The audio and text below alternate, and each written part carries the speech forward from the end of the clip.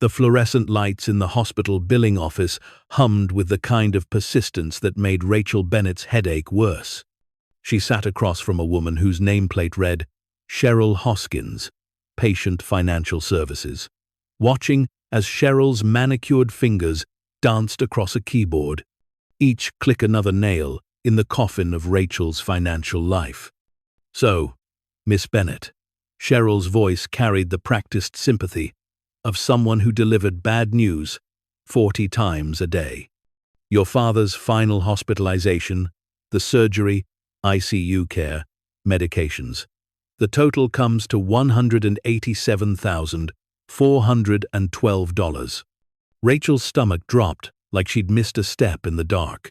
The number was so large, it didn't feel real. It existed in some abstract realm where money lost all meaning and became just sounds, just syllables that couldn't possibly apply to her life. But insurance. Her voice came out smaller than she intended. He had insurance. Cheryl's expression shifted into something that might have been pity, or might have been the carefully constructed mask she wore for people who didn't understand how thoroughly they'd been destroyed. Your father's insurance covered 60% of basic hospitalization. The experimental treatments he requested in his final weeks, those weren't covered. The private room, also not covered. The additional specialists he consulted, partially covered. She slid a printed statement across the desk, rows of numbers and codes and medical terminology that Rachel's exhausted brain couldn't process. But the number at the bottom, printed in bold, was impossible to miss. Amount due, $187,412. I don't have that kind of money. Rachel heard herself saying words that seemed obvious, redundant. The kind of thing that didn't need to be spoken aloud because it was so painfully true. I'm a second-grade teacher. I make $38,000 a year. Cheryl nodded as though Rachel had just confirmed something she already knew. We have payment plan options. Minimum monthly payment would be around $4,000 for 48 months. $4,000. Rachel's rent was $1,200. Her car payment was $350. Student loans took another $400. Groceries, utilities, gas, everything else that kept life moving forward added up to more than she made. There was no room in her budget for $4,000. There was barely room for $4. I can't afford that. Then we'll need to discuss other options. Cheryl's tone had shifted, hardening at the edges. Liquidation of assets, selling property to cover the debt. Your father's estate. Rachel's laugh came out bitter and sharp. His estate. Right. Her father, Thomas Bennett, had died 3 weeks ago, at the age of 68, lung cancer that had metastasized to his liver, his bones, his brain, 12 months from diagnosis to death. And he'd fought every single day, tried every treatment, refused to surrender, even when the doctors gently suggested he consider hospice and making peace with the inevitable. Thomas Bennett had been a proud man, stubborn to the point of self-destruction, the kind of person who viewed asking for help as a personal failure. He'd worked as a locksmith for 40 years, building a small but loyal client base in Denver's older neighborhoods. When big box stores started selling cheap locks and electronic security systems, his business had slowly died. He'd never adapted, never changed, just kept doing what he'd always done, with increasingly diminished returns. By the time cancer found him, Thomas Bennett owned almost nothing of value. A tiny house in 5 Points, with a mortgage that had been refinanced 3 times, a 1,998 Ford pickup truck that needed more repairs than it was worth, and a workshop behind the house filled with decades of accumulated tools, locks, and safes in various states of disrepair. No life insurance, no savings account, no investments or retirement funds, just debt and medical bills, and the slow decay of a life lived without much luck or forward planning. Rachel had been his only child. Her mother had died when Rachel was 9, a sudden aneurysm that took her in her sleep, leaving Thomas to raise a daughter alone, with no preparation and limited emotional capacity. He'd done his best, which meant keeping her fed and clothed and housed, but not much else. Love had been implied, but rarely expressed. Conversations had been practical, rather than personal. By the time Rachel left for college at 18, she and her father were friendly strangers who checked in occasionally but never really connected. The cancer had changed that, or at least attempted to. Rachel had spent the last year visiting him in hospitals, sitting beside his bed while machines beeped and nurses came and went, trying to make up for decades of distance in the few months they had left. Sometimes he'd been lucid, and they'd talked, really talked, about her childhood and his regrets and the things he wished he'd done differently. Other times, he'd been deep in morphine dreams, mumbling about locks and combinations and secrets that needed protecting. In his final week, delirious and fading, he'd gripped her hand with surprising strength and said something that made no sense. "The safe, Rachel. The broken one. Don't let them take it. Promise me." She'd promised because that's what you did when someone was dying and afraid. You promised things you didn't understand and hoped it would bring them peace. "Miss Bennett?" Cheryl's voice pulled her back to the present, to the fluorescent-lit office and the impossible debt. "We need to make arrangements. Can I have time to figure things out? A few weeks? We can give you 30 days before we begin collection proceedings. After that, we'll be forced to take legal action." Rachel left the hospital feeling like she was walking through water, every movement requiring extra effort.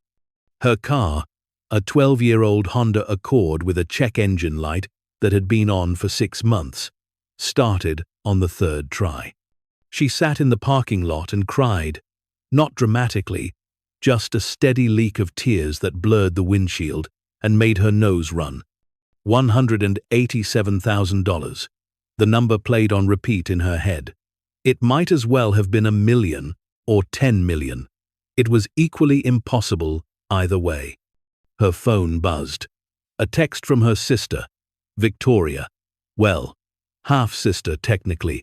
Same father, different mothers. Thomas had remarried 4 years after Rachel's mother died. A woman named Helen, who'd brought her own daughter into the marriage. Victoria was 2 years younger than Rachel, and they'd never been close. Helen had made sure of that, treating Rachel like an unwelcome guest in her own home, favoring Victoria in ways both subtle and obvious. The marriage had lasted 6 years before Helen left, taking Victoria with her and leaving Thomas to raise Rachel alone again. They'd moved to a different house, left the memories behind, and never really spoke about that period. Victoria had stayed in touch sporadically, birthday cards and holiday emails, but no real relationship, just the fiction of family maintained through occasional contact. The text read, "Will reading tomorrow at 2 p.m. Keller and Associates, downtown. Don't be late." Rachel stared at the message. She hadn't known there was a will, hadn't expected one. What did her father have to leave behind, except debt? She drove home on autopilot. Her apartment in Capitol Hill, small and affordable only because it was in a building that hadn't been renovated since the 1972. Brown carpet, popcorn ceilings, a kitchen with appliances that predated her birth. But it was hers, and the rent was manageable, and after the hospital's cold efficiency, it felt like sanctuary. She made tea she didn't drink and sat on the couch that had been her father's before she'd taken it when he'd downsized to the house in 5 points. Thought about $187,000 and wondered if you could file for bankruptcy for someone else's medical debt, or if that kind of thing followed you forever like a ghost. Her phone rang at 8. Victoria, her voice bright in that way that always sounded slightly artificial. like she'd learned to perform happiness rather than feel it genuinely. "Rachel, I wanted to make sure you got my text about tomorrow." "I got it." "Great. I'm flying in from Phoenix tonight. Stephen's coming too." Stephen was Victoria's husband, a commercial real estate developer who made the kind of money that turned heads at cocktail parties. They lived in a house with a pool and drove matching BMWs and posted vacation photos from places Rachel had only seen in magazines. "What exactly is this about?" Rachel asked. "Dad didn't have anything to leave, just debt." Victoria's pause was telling. "Well, actually, Helen's lawyer discovered there's a will, filed years ago. It names both of us as beneficiaries." "Beneficiaries of what? His credit card debt?" "The lawyer said there are assets. The house, obviously. The property. Some personal items." Rachel felt something cold settle in her chest. "Did you know about this? Before he died?" "Helen mentioned something about it. Yes. She stayed in touch with Dad more than I realized. They'd talk occasionally. Nothing major, just checking in." Rachel closed her eyes. Of course, Helen had stayed in touch. Of course, she'd positioned herself and Victoria to benefit from whatever scraps might be left. That's what Helen did. She calculated. She strategized. She made sure her daughter was always first in line. "I'll be there tomorrow," Rachel said, and hung up before Victoria could fill the silence with more carefully modulated cheerfulness. That night, Rachel dreamed about her father's workshop. She hadn't been in there for years, not since high school, when she'd stopped by occasionally to watch him work. It had been fascinating then, watching him pick locks with tools that looked like dental instruments, his thick fingers moving with surprising delicacy. He could feel the mechanism, he'd explained. Each pin, each tumbler, each tiny resistance that told him where to apply pressure. "Locks are just puzzles," he'd said once, working on a Victorian-era safe that a client had brought in. "They look complicated, but they all follow logic. You just have to think like the person who built it, understand what they were trying to protect and from whom." In the dream, the workshop was dark and cluttered, filled with shadows that moved wrong. Her father stood at his workbench, bent over a massive safe, muttering about combinations and secrets. When Rachel tried to get closer to see what he was working on, he turned, and his eyes were hollow, black holes that contained entire universes of things left unsaid. "The broken one," Dream Thomas said. "Don't let them take it." She woke at 5 in the morning, sheets damp with sweat, her heart hammering. The dream faded quickly, leaving only the feeling of unfinished business, of messages she should have understood but didn't. The law offices of Keller and Associates occupied the 14th floor of a building downtown that smelled like expensive carpet and the kind of air conditioning that cost more per month than Rachel's rent. She arrived 15 minutes early, dressed in the only blazer she owned that wasn't worn at the elbows, and sat in a waiting room with leather chairs and a coffee table covered in magazines nobody actually read. Victoria arrived exactly on time, Stephen trailing behind her like an expensive accessory. Victoria looked like she'd stepped out of a catalogue. Blonde hair perfectly styled, makeup subtle but flawless, a dress that probably cost more than Rachel made in a month. Stephen wore a suit that fit him the way suits only fit when they're tailored, his handshake firm and brief, his smile professional. "Rachel," Victoria air-kissed near Rachel's cheek, a gesture that conveyed familial warmth without requiring actual physical contact. "You look tired. Have you been sleeping okay?" "Fine." Rachel forced a smile. "Just busy with work." "Oh, still teaching? That must be so rewarding." "Working with children." Victoria's tone suggested that teaching children ranked somewhere between volunteer work and unemployment on the scale of actual careers. Stephen nodded politely. Noble profession. They were saved from further small talk by a woman in her 50s emerging from an inner office. Grey hair pulled back in a bun, reading glasses on a chain, she carried herself with the no-nonsense authority of someone who'd spent decades dealing with family disputes over money. "Bennett family?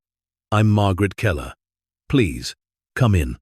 The conference room was all dark wood and floor-to-ceiling windows that looked out over Denver's skyline. Margaret sat at the head of a long table, gesturing for them to take seats across from her.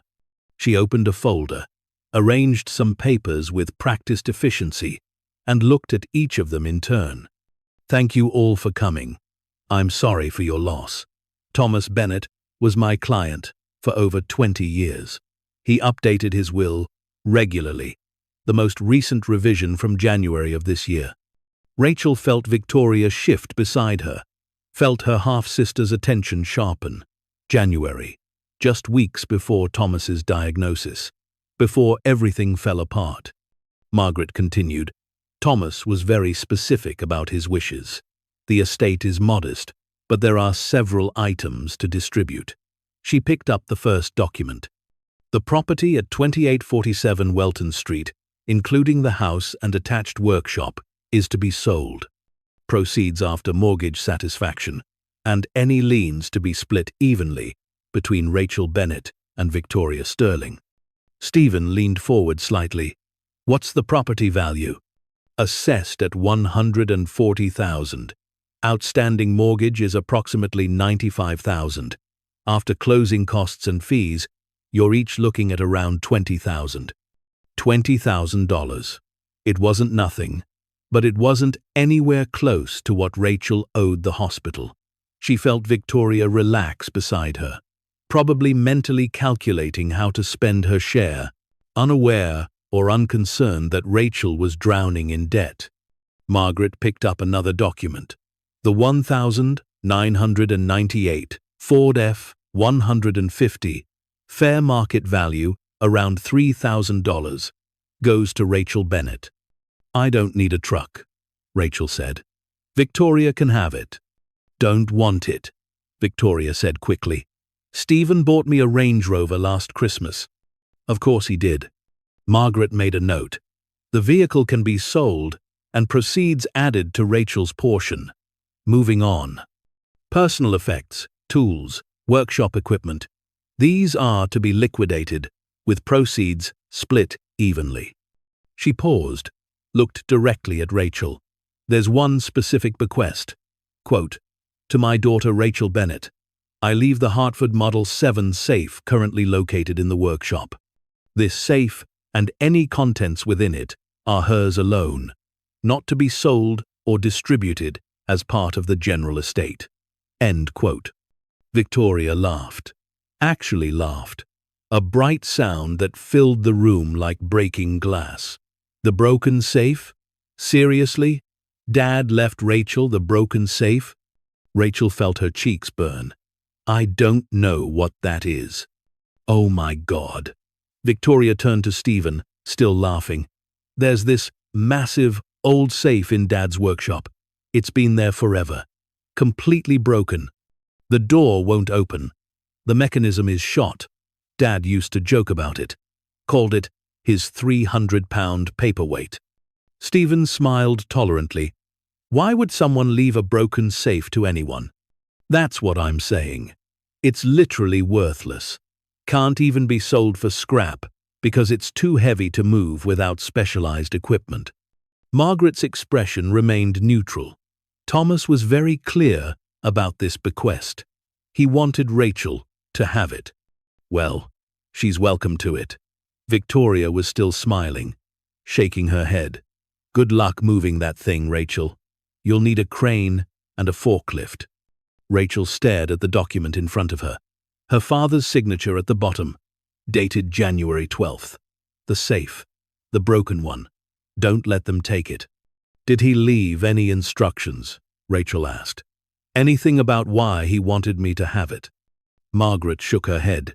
"Just the bequest as written. Everything else in the workshop is to be liquidated as part of the general estate." They signed papers.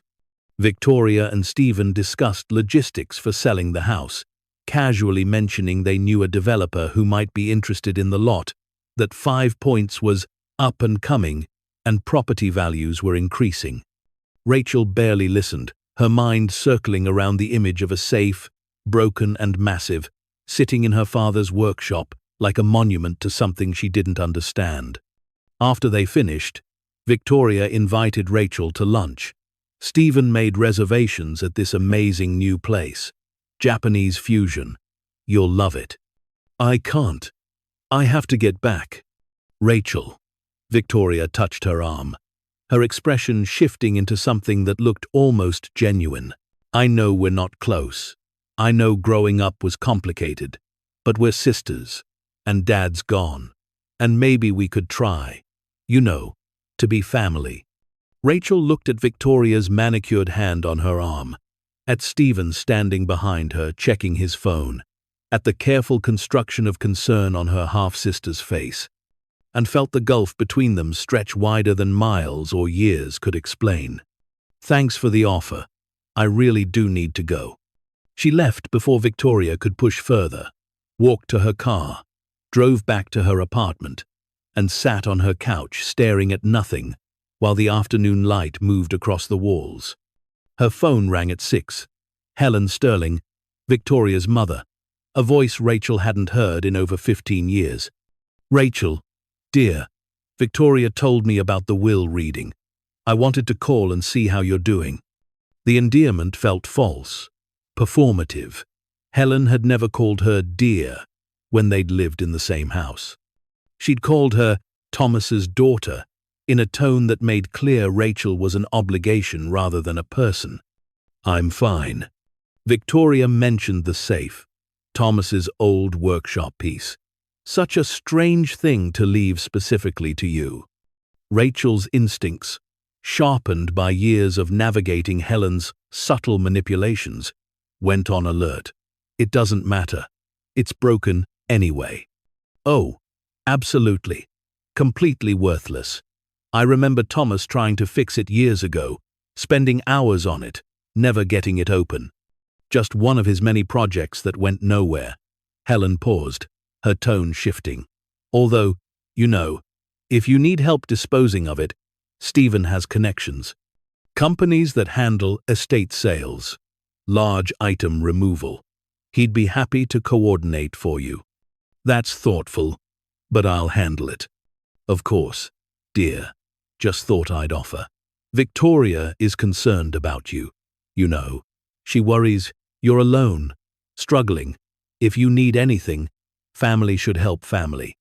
The conversation ended with promises to stay in touch that both of them knew were lies.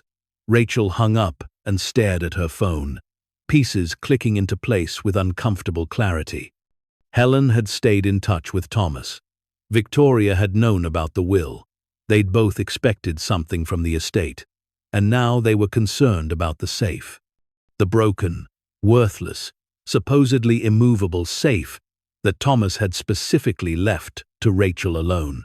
Don't let them take it. The next morning, Rachel called in sick to work. She didn't get sick days often, saved them for emergencies, but this qualified. She drove across town to 5 Points, to the tiny house where her father had spent his last years, and parked in front of the workshop behind it. The building was detached from the house, maybe 20 feet by 30 feet, with a garage door that stuck when she tried to lift it. She put her back into it, felt the door reluctantly rise on rusty tracks, revealing the dark interior beyond. Dust motes danced in the morning light that filtered through dirty windows. The workshop was exactly as Rachel remembered it, cluttered and chaotic in a way that had made sense only to Thomas. Workbenches lined the walls, covered in tools and lock mechanisms and half-finished projects. Metal shelving units sagged under the weight of boxes and bins. The concrete floor was stained with decades of oil and rust and the residue of work. And against the far wall, taking up space like a monument, sat the safe. It was enormous, easily 6 feet tall, 4 feet wide, painted a dull black, that had chipped and faded to expose bare metal beneath. The door was solid steel, maybe 6 inches thick, with a massive wheel in the center that looked like something from a bank vault.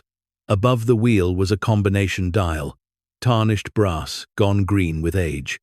Rachel approached it slowly, feeling like she was walking towards something important, though she couldn't have said why.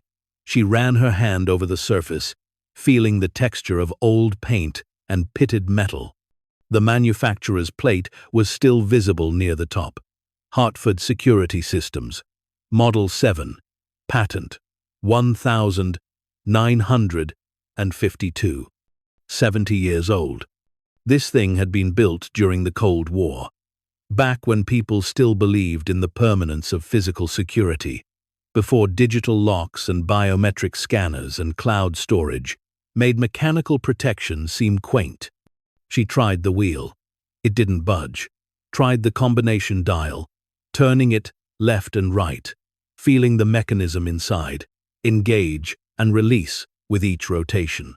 She had no idea what the combination was, but she could feel the precision of the engineering, even after 7 decades. Each number clicked into place with satisfying certainty. On the workbench nearest the safe, Rachel found a stack of papers held down by a can of WD-40.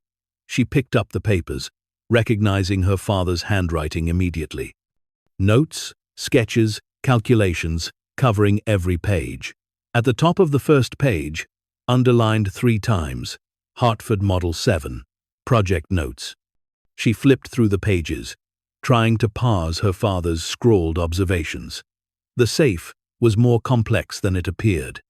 Behind the combination dial was a double lock system that required not just the correct numbers, but a specific sequence of turns and counter-turns. The mechanism had been deliberately sabotaged at some point, gears misaligned, pins bent, making it impossible to open even with the correct combination.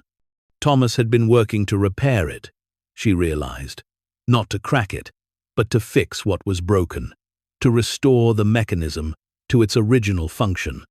The notes showed his progress over what looked like months or possibly years. Careful diagrams of the internal structure, lists of replacement parts he'd fabricated or modified from other locks, a sequence of failed attempts to realign the components without cutting the safe open. The last entry, dated 2 months before his cancer diagnosis, read, "Mechanism restored. All pins aligned. Combination remains unknown. Will require systematic testing unless original code can be located." Rachel lowered the papers, heart beating faster than the situation warranted. Her father had fixed the safe's mechanism. The thing that Victoria and Helen thought was permanently broken, that everyone assumed was worthless, Thomas had repaired. But he'd never opened it because he didn't have the combination. And he'd left it to Rachel specifically, in a will filed just weeks before he learned he was dying. She spent the rest of the morning searching the workshop.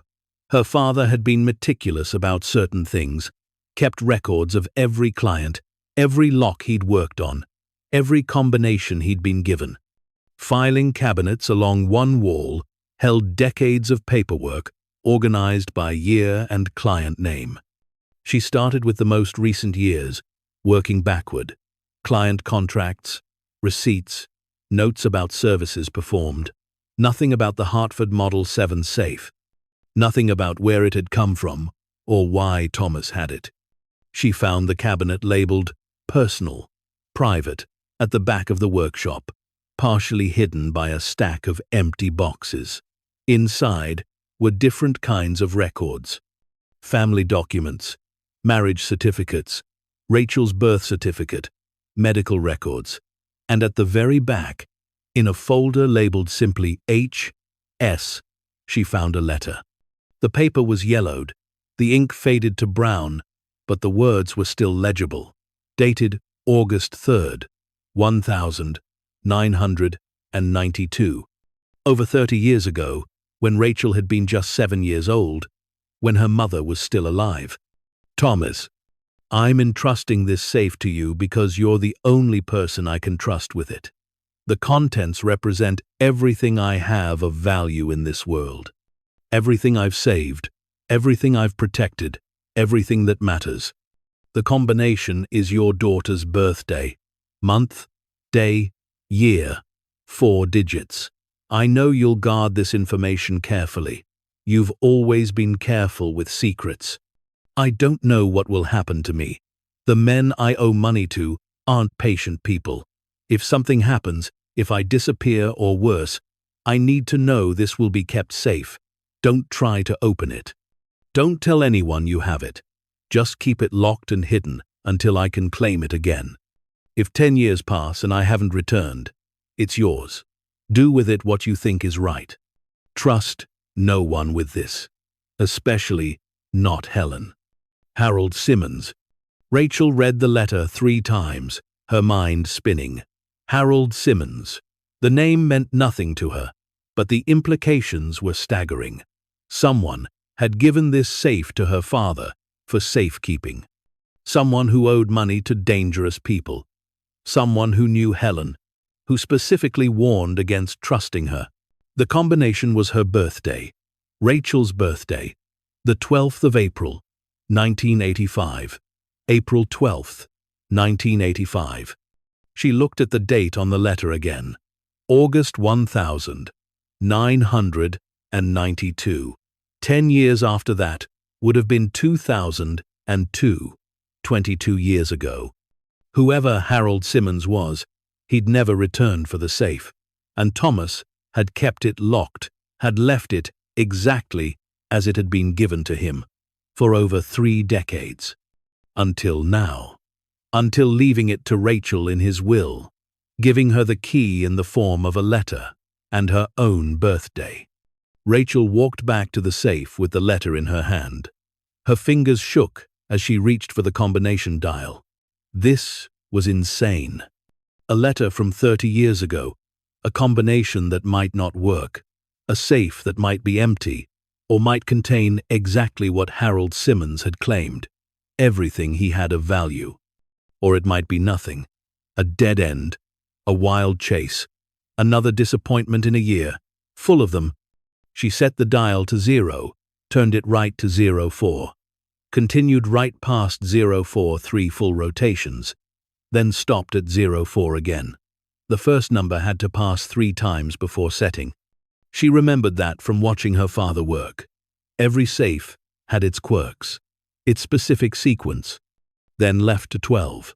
2 full rotations passed, then stopping exactly on 12. Then right to 85. The mechanism clicked. Actually clicked. A sound that echoed in the quiet workshop like a gunshot. Rachel's hand went to the wheel in the center of the door, that massive steel circle designed to pull back the locking bolts. She gripped it with both hands, put her weight into it, turned. The wheel moved, smoothly, easily, like it had been oiled yesterday instead of sitting locked for 30 years. She turned it all the way, hearing more clicks, feeling the bolts sliding back through their channels. With her heart hammering so hard it hurt, Rachel pulled the door open. The interior of the safe was dark, deeper than the door's thickness suggested. There was a main chamber, yes, but also something else. The back wall wasn't a wall at all, but another door. A hidden chamber, accessible only from inside the first vault. The main chamber held relatively mundane items. A lockbox containing papers, what looked like property deeds and certificates. Stacks of cash, 50s and 100s, bound with rubber bands that had decayed to sticky residue. Rachel counted quickly. Maybe $40,000. Significant, but not life-changing. Not everything Harold Simmons had of value. But the hidden door. That was different. It had no lock, just a handle designed to be turned from inside. Rachel pulled it, felt it release, revealed a space beyond that, made her breath catch and hold. Diamonds. Thousands of diamonds. Maybe tens of thousands. Organized in small cardboard boxes, labeled with handwritten codes. Each box held stones, sorted by size and quality, nestled in tissue paper that had yellowed with age but still protected the contents perfectly. Rachel lifted one box carefully, brought it into better light. The stones inside caught the workshop's dim illumination and threw it back, transformed into tiny rainbows. She didn't know much about diamonds, but even her untrained eye could see these weren't cheap. They were perfectly cut, clear, substantial, real, undeniably real. There were trays of loose stones, each one held in a small paper envelope. There were sealed packages with what looked like certificates of authenticity. There were larger stones in individual cases, some of them the size of Rachel's thumbnail, complex cuts that turned them into tiny sculptures of light. And at the very back of the hidden chamber, in a wooden box lined with velvet, was a single diamond that dwarfed all the others. It sat in its own fitted depression, a stone the size of a quarter, cut in an emerald shape that made it look like something from a museum, rather than a safe hidden in a workshop in 5 Points. Rachel carefully returned everything to its place and closed the hidden door, closed the main safe door, spun the combination dial to 0, sat down on the concrete floor because her legs wouldn't hold her anymore. Everything Harold Simmons had of value, diamonds, hundreds of thousands of dollars worth at minimum, possibly millions, sitting in a safe in her dead father's workshop for over 30 years. Her phone buzzed. Victoria, texting. Mom wants to know if you need help with the safe. Stephen can send people tomorrow. Won't charge you anything, just wants to help. Rachel stared at the message, at Helen's convenient offer delivered through Victoria. They knew, somehow, some way, they knew this safe wasn't empty. That's why Helen had warned Harold not to trust her. That's why they'd stayed in touch with Thomas. That's why they were so eager to help. She typed back, "Thanks, but I'm handling it. Appreciate the offer." Then she called Margaret Keller, the estate attorney. "Miss Bennett, what can I do for you?" "The safe my father left me, the Hartford Model 7. It's mine legally, right? No dispute, no claims from anyone else?" "According to the will, yes. It was left specifically to you. Why?" Rachel looked at the massive black steel monolith against the workshop wall, at the secret it held, at everything it represented. "I think my father left me more than I understood." Margaret Keller's office felt different the second time Rachel visited. The leather chairs seemed less intimidating, the expensive carpet less foreign.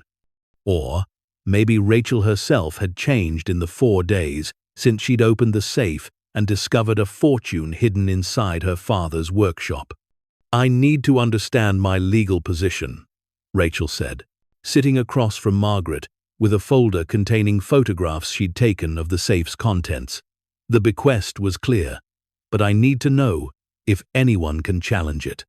Margaret folded her hands on the desk, her expression shifting from polite attention to genuine interest. "Walk me through what's happened," Rachel explained carefully.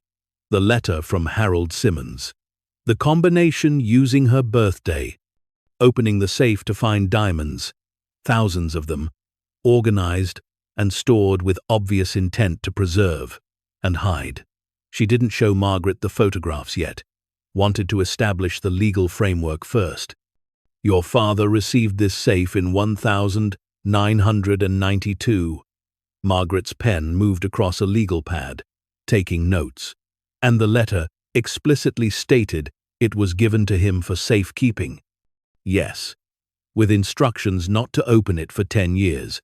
If Harold Simmons didn't return by 2002, ownership would transfer to my father. And it's now 2024, 22 years after that deadline." Margaret looked up, her eyes sharp behind her reading glasses. "Miss Bennett, what exactly did you find in this safe?" Rachel opened her folder and slid the photographs across the desk. Margaret's hand stilled on the legal pad. She picked up the first photo, examined it closely, moved to the next, and the next. When she reached the image, showing the hidden chamber filled with diamond boxes, her breath caught in a way that professional composure couldn't quite hide. "These are real." "I believe so. I haven't had them appraised yet. I don't know who to trust." Margaret set down the photographs with careful precision. "Miss Bennett, if these are genuine diamonds of the quality they appear to be, you're looking at substantial value. Millions, potentially." "I know. And you're concerned about legal challenges to ownership. My half-sister Victoria and her mother Helen have been very interested in the safe since the will reading. They keep offering to help me dispose of it. They've called multiple times. Helen even showed up at my apartment yesterday." Margaret's expression hardened. "Did Helen Sterling have access to your father's workshop? Any claim to knowledge about this safe's contents?" "She was married to my father from 1990 to 1996. The safe arrived in 1992, during their marriage. The letter specifically warned my father not to trust Helen." "That's significant." Margaret made more notes. "Colorado is a marital property state, but abandoned property that predates or postdates the marriage would fall outside marital claims. More importantly, if Thomas held this safe as trustee for Harold Simmons, then transferred ownership to himself after the 10-year deadline, it never became marital property at all. It was held in trust. So Victoria and Helen have no claim. Not based on what you've told me, but they could contest. They could argue Thomas acquired it during the marriage, that Helen had knowledge of its existence, that community property laws apply. It would be expensive litigation, with uncertain outcome." Rachel felt the familiar weight of anxiety settle in her chest. "I can't afford expensive litigation. I can barely afford rent." Margaret was quiet for a moment, then leaned forward. "Miss Bennett, I'm going to be very direct with you. If what's in those photographs is real, you need 3 things immediately. First, professional appraisal and authentication. Second, secure storage. That's not your father's workshop. Third, a criminal attorney." "Criminal?" "Diamonds of this quantity and quality don't just appear in workshop safes. Harold Simmons was hiding from people he owed money to. Those diamonds could be stolen property. They could be part of an estate that was never properly settled. They could represent the proceeds of illegal activity. Before you can claim ownership, we need to understand their provenance." Rachel's hands clenched in her lap. She'd been so focused on the wonder of the discovery, the impossible salvation from debt, that she hadn't considered the darker possibilities. What if Harold Simmons had been a thief? What if these diamonds were stolen from legitimate owners who had every right to reclaim them? "I can recommend people," Margaret continued. "David Chen, forensic accountant who specializes in hidden assets. Patricia Montoya, criminal defense attorney who's handled cases involving recovered stolen property. And for appraisal, there's only one person in Denver I'd trust with something like this. James Morrison at Morrison & Associates. He's done authentication work for the FBI and major auction houses. I don't have money for forensic accountants and criminal attorneys. Mr. Chen and Miss Montoya both work on contingency for cases like this. They get paid when you get paid. And James Morrison, I can call him personally, explain the situation. He's a good man. He'll be fair." Rachel looked at the photographs scattered across Margaret's desk, at the tiny, glittering stones captured in each image, at the promise and threat they represented in equal measure. "Do it. Call them all." James Morrison's shop occupied a narrow storefront in Cherry Creek, sandwiched between a designer clothing boutique and an art gallery. The window display held a single item, a diamond necklace on a velvet stand, spotlit like a piece of religious iconography. The stones caught light and transformed it into something that seemed almost alive. Rachel had brought 6 boxes of diamonds from the safe, chosen at random from the hundreds stored in the hidden chamber. She'd driven with them in her trunk, checking her mirrors constantly, paranoid that someone was following her, that Helen somehow knew what she was doing. The shop door chimed when she entered. The interior was elegant but understated, glass cases displaying estate jewelry, a small desk with a professional microscope, and various tools she didn't recognize. James Morrison emerged from a back room, a man in his 60s with silver hair and watchmaker's glasses perched on his forehead. "Miss Bennett, Margaret Keller spoke very highly of you."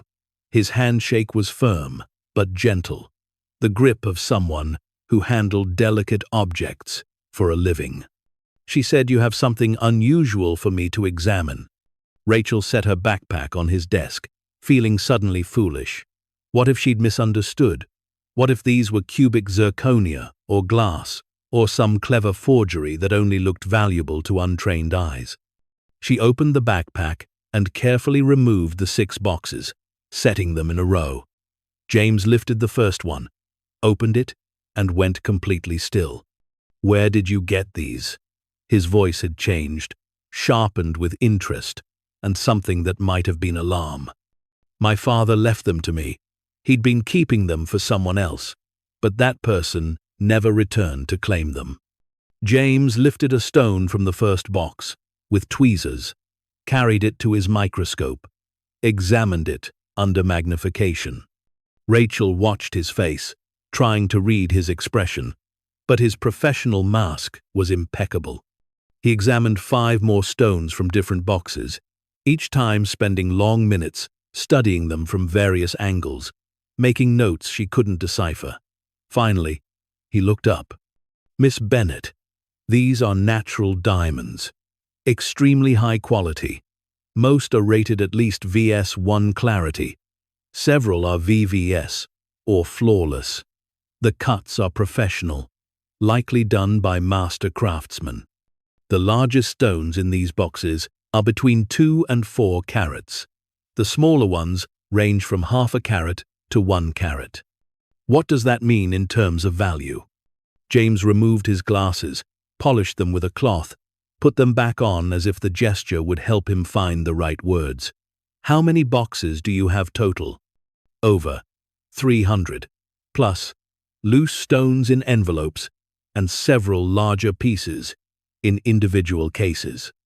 His hand paused in the air, halfway to the next box. 300 boxes like these?" "Yes." James sat down heavily in his chair. He looked at the diamonds scattered across his workspace, at Rachel standing nervously by his desk, and seemed to be calculating something that didn't quite add up to a believable total. "Conservative estimate. If the other boxes match this quality, you're looking at between $80 and $100 million. The number didn't feel real. It was too large, existed in a realm that had nothing to do with Rachel's life or her understanding of money. She'd spent the past month agonizing over $187,000 in medical debt, a number that had seemed impossibly large. And now someone was telling her she had $100 million. That can't be right. "Miss Bennett, I've been appraising diamonds for 40 years. I know what they're worth." James picked up another stone, held it to the light. "These are investment-grade diamonds, the kind that wealthy people buy to store value outside traditional financial systems, the kind that can be moved across borders, hidden from tax authorities, converted to cash in any major city." "Are they stolen?" "That's not something I can determine by looking at them. Diamonds don't carry serial numbers or distinctive markings unless they're famous historical stones. But I can tell you this. A collection of this size and quality would have been assembled over decades by someone who understood the market very well. This wasn't random purchase. This was deliberate, systematic accumulation of portable wealth." Rachel felt dizzy. She sat in the chair James offered, put her head between her knees, and tried to breathe normally. $100 million. Her father had kept $100 million in diamonds, locked in a safe in his workshop for 30 years, and never told her, never opened it. Never used even a single stone to make his own life easier when he was struggling to pay bills and keep his business afloat. "I need to know if they're stolen," she said when she could speak again.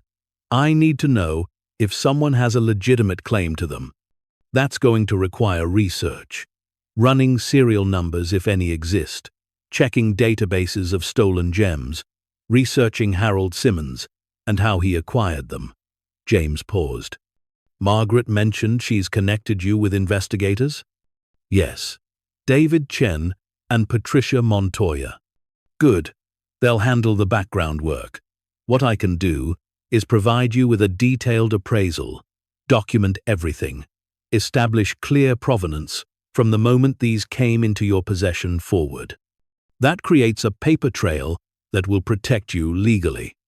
"How long will that take?" "For a collection this size, 3 weeks minimum. I'll need to examine every stone, photograph them, create certificates. I'll charge my standard hourly rate, but I'll work with your attorneys on payment schedule." Rachel felt tears threaten and forced them back. "Why are you being so kind? You don't know me." James smiled, the first genuine warmth she'd seen from him. "Margaret Keller has been my attorney for 20 years. When she calls and says, 'Someone needs help,' I listen. And Miss Bennett, I've been in this business long enough to recognize when someone stumbled into something that could destroy them or save them, depending on how it's handled. I prefer to see people saved." She left the shop with a receipt for 6 boxes of diamonds worth approximately $3 million, a number that still didn't feel connected to reality. James had insisted on keeping them in his safe until he completed the initial appraisal, had given her a detailed inventory and insurance documents that made her hands shake as she signed them. David Chen called her that evening. His voice was professional, clipped, efficient in the way of people who dealt with complicated financial matters as routine. "Miss Bennett, I've done preliminary research into Harold Simmons. It's not a common name, but I found 12 individuals in Colorado who match the age range to have written that letter in 1992. I'm working to narrow it down, cross-referencing with criminal records, financial filings, business registrations." "Margaret said you work on contingency?" "Yes. If we successfully establish your legal ownership of the diamonds and they're liquidated, my firm takes 8% of the total value. If the diamonds are seized as stolen property or you lose legal ownership for any reason, you owe me nothing." 8% of $100 million was $8 million. The number was so absurd, Rachel almost laughed. But David Chen's firm was taking all the risk, investing hundreds of hours of work on the chance she'd be able to keep what she'd found. "That's fair," she said. "I should warn you, Miss Bennett. This kind of investigation tends to attract attention. Once we start asking questions about Harold Simmons, people who remember him will start asking questions back.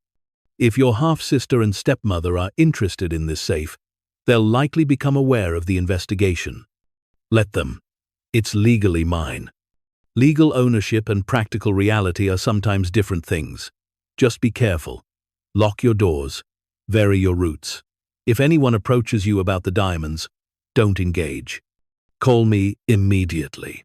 Patricia Montoya, the criminal defense attorney, was more direct when she called the following morning.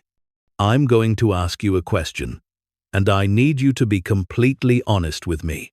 Did you know what was in that safe before you opened it?" "No." "Did your father ever mention the diamonds? Ever give you any indication of their existence?" "No. Never." "Good. That's important. You can't be charged with possession of stolen property if you had no knowledge they existed until after you legally inherited them. Patricia's voice softened slightly. Rachel, Margaret, told me about your father's medical debt. I'm sorry. That's a terrible situation. Thank you. Here's what I need you to understand. If these diamonds are stolen property, if they can be traced to a robbery or theft, the original owners or their insurance companies have the right to reclaim them. You wouldn't face criminal charges for possessing them innocently, but you also wouldn't get to keep them. So all of this could be for nothing. Possibly. But there's another scenario. If Harold Simmons acquired these diamonds legally, if they represent his personal wealth that he hid from creditors or ex-wives or business partners, then the 10-year abandonment clause in his letter creates a legal transfer of ownership to your father. And your father's will transfers that ownership to you. Clear chain of title. How do we prove that? That's David Chen's job. He'll trace Harold Simmons's financial history, look for legitimate diamond purchases, business records, anything that shows legal acquisition. I'll run the diamonds through stolen property databases, coordinate with law enforcement if necessary. Between the two of us, we'll establish whether you have clear ownership or not. Rachel spent the next 2 weeks living in a strange liminal space between her normal life and the impossible situation she'd discovered. She taught her second-grade class during the day, helped 7-year-olds with addition and subtraction, read them stories about talking animals and magical adventures. Then she'd drive home and spend her evenings on the phone with David Chen or Patricia Montoya, discussing financial records and legal precedents and the complex question of ownership. Victoria called 3 times. Each time, the conversation started casually, but worked its way around to the same question. What was Rachel planning to do with the safe? I'm keeping it, Rachel said during the 3rd call. Dad left it to me specifically. But Rachel, it's just a heavy piece of junk. Stephen knows a scrap metal company that would pay you, I don't know, maybe $500 for it. Better than nothing. I said, I'm keeping it. Okay. Victoria's tone changed, hardening at the edges. I'm just trying to help. Mom's worried about you. She thinks you're becoming obsessed with this safe, that it's unhealthy. She wanted me to suggest you talk to someone. A therapist, maybe. Tell Helen I appreciate her concern, but I'm fine. Are you, though? Because Margaret Keller's office called asking for records about Dad's marriage to Mom. They're asking questions about the workshop, about what Dad kept there. Rachel, what's going on? Margaret's just doing estate paperwork. It's standard. It doesn't feel standard. It feels like you're hiding something. Rachel ended the call before Victoria could push further. She was hiding something, of course. $100 million in diamonds that Victoria and Helen had clearly known about or suspected existed. That's why Helen had warned Harold Simmons not to trust her. That's why they'd stayed in touch with Thomas over the years. They'd been waiting for him to die so they could claim the safe and whatever it contained. But they hadn't anticipated Thomas specifically bequeathing it to Rachel alone. Hadn't anticipated a letter that made the transfer of ownership explicit. Hadn't anticipated Rachel actually opening the thing and discovering what was inside. David Chen called on a Tuesday evening 3 weeks after Rachel had first visited James Morrison's shop. His voice carried an excitement that professional detachment couldn't quite hide. I found him, Harold Simmons. And Rachel, this is going to change everything. She sat on her couch with her phone pressed to her ear, heart hammering. Tell me. Harold Simmons was a jewelry wholesaler based in Denver from 1968 to 1992. He ran a legitimate business, importing diamonds from South Africa, Belgium, and Israel, selling to retailers throughout the Mountain West. He was successful, very successful. Financial records show gross revenues over 5 million annually by the late 1982. So the diamonds are legitimate. That's where it gets complicated. In 1991, Simmons got involved with a group of investors who were running what turned out to be a Ponzi scheme. Real estate development in Vail. Supposed luxury condos that were never built. Simmons was a major investor, convinced other jewelry dealers to invest.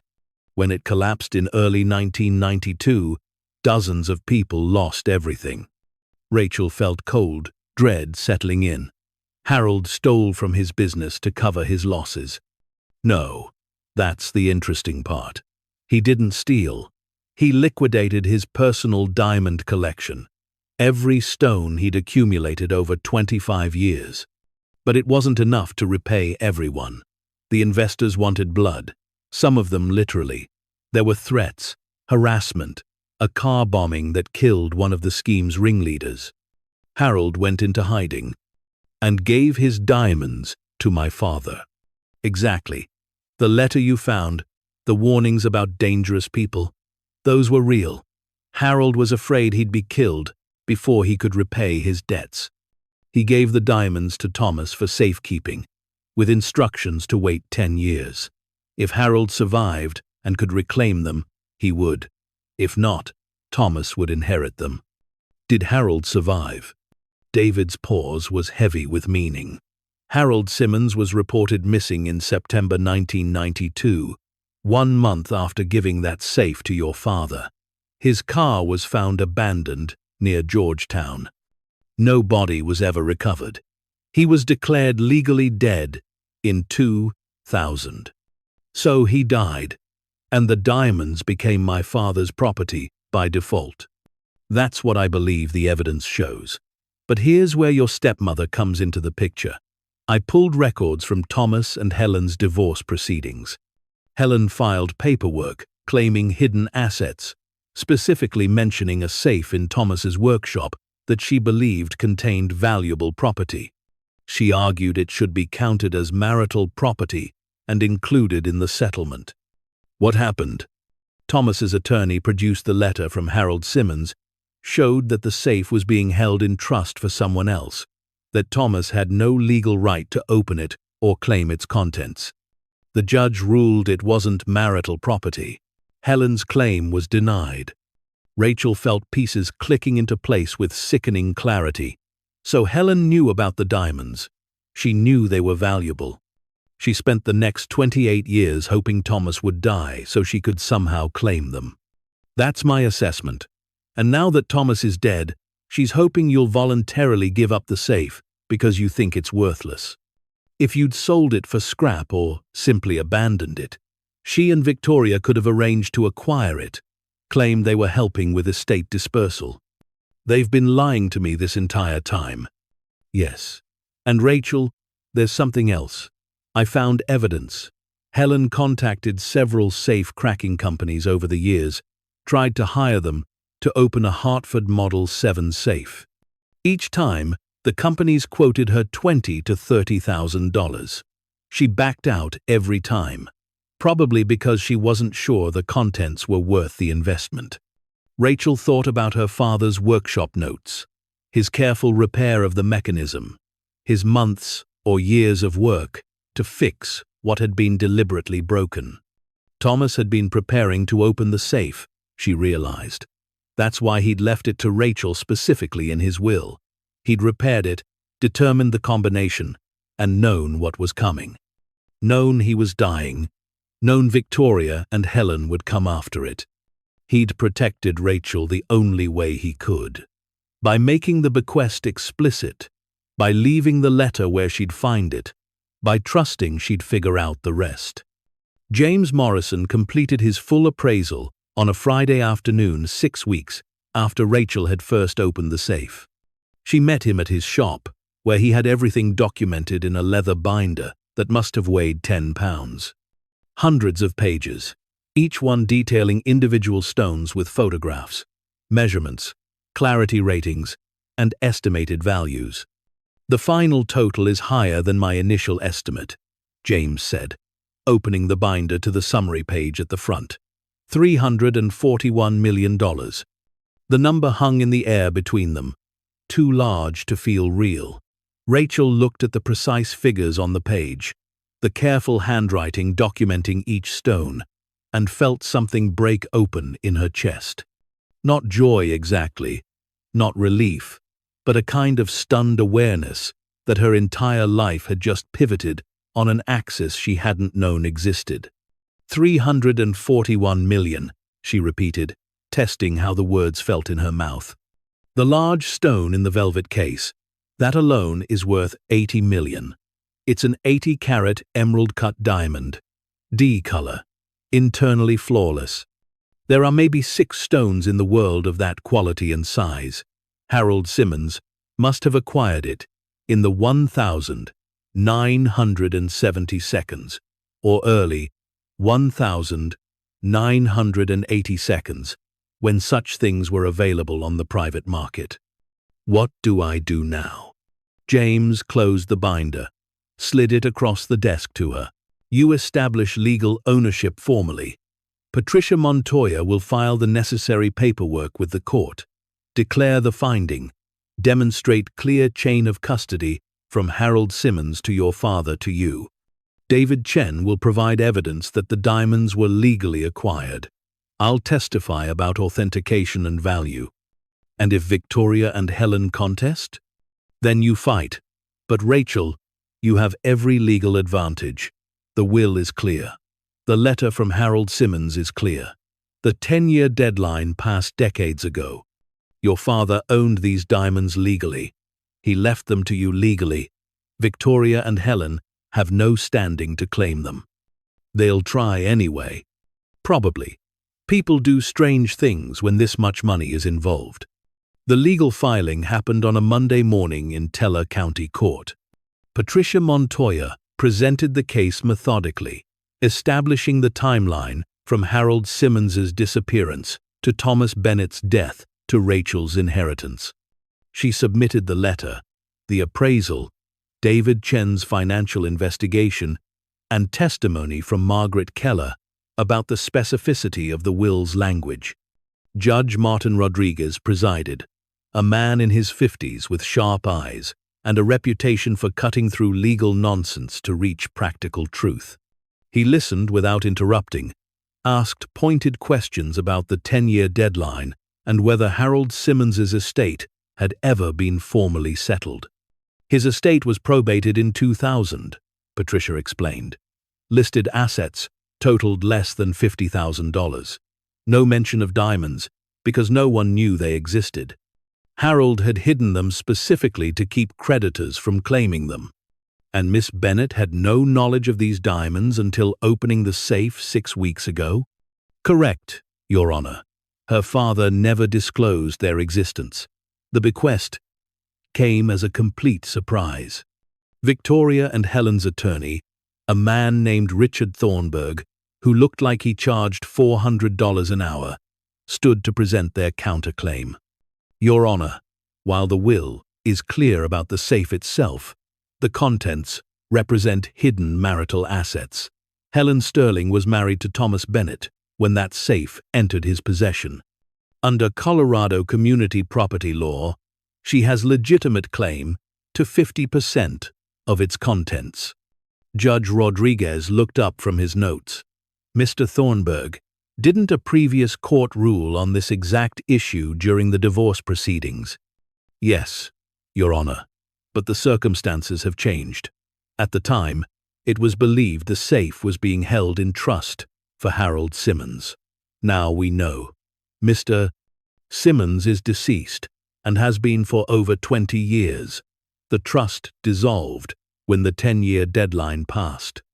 That means the diamonds became Thomas Bennett's property in 2002, during his marriage to Helen Sterling. Rachel felt panic rising. Was that possible? Could Helen really claim half just because she'd been married to Thomas when the deadline passed? Patricia stood again. Your Honor, that's a creative interpretation, but it ignores the fundamental nature of trust property. When Harold Simmons gave this safe to Thomas Bennett in 1992, he created a trust with specific terms. If Harold didn't return within 10 years, ownership would transfer to Thomas. That transfer happened automatically in 2002 by operation of the trust agreement, not through Thomas's active acquisition. Trust property that transfers by operation of law does not become marital property. Mr. Thornburg, the judge looked at Victoria's attorney. Your Honor, we'd like to request a continuance to research the trust law implications more thoroughly. Denied. This is straightforward. The trust terms were explicit. Transfer occurred by automatic operation, not marital acquisition. Helen Sterling has no claim to the diamonds. They belong to Rachel Bennett, free and clear. His gavel fell with a sound like a door closing on Victoria and Helen's schemes. Rachel felt Patricia's hand on her shoulder, squeezing gently, grounding her in the reality of what had just happened. She'd won. The diamonds were legally hers. $341 million in portable wealth that she could sell, invest, use to build a life that didn't include crushing debt and constant fear of financial collapse. Outside the courthouse, Victoria was waiting.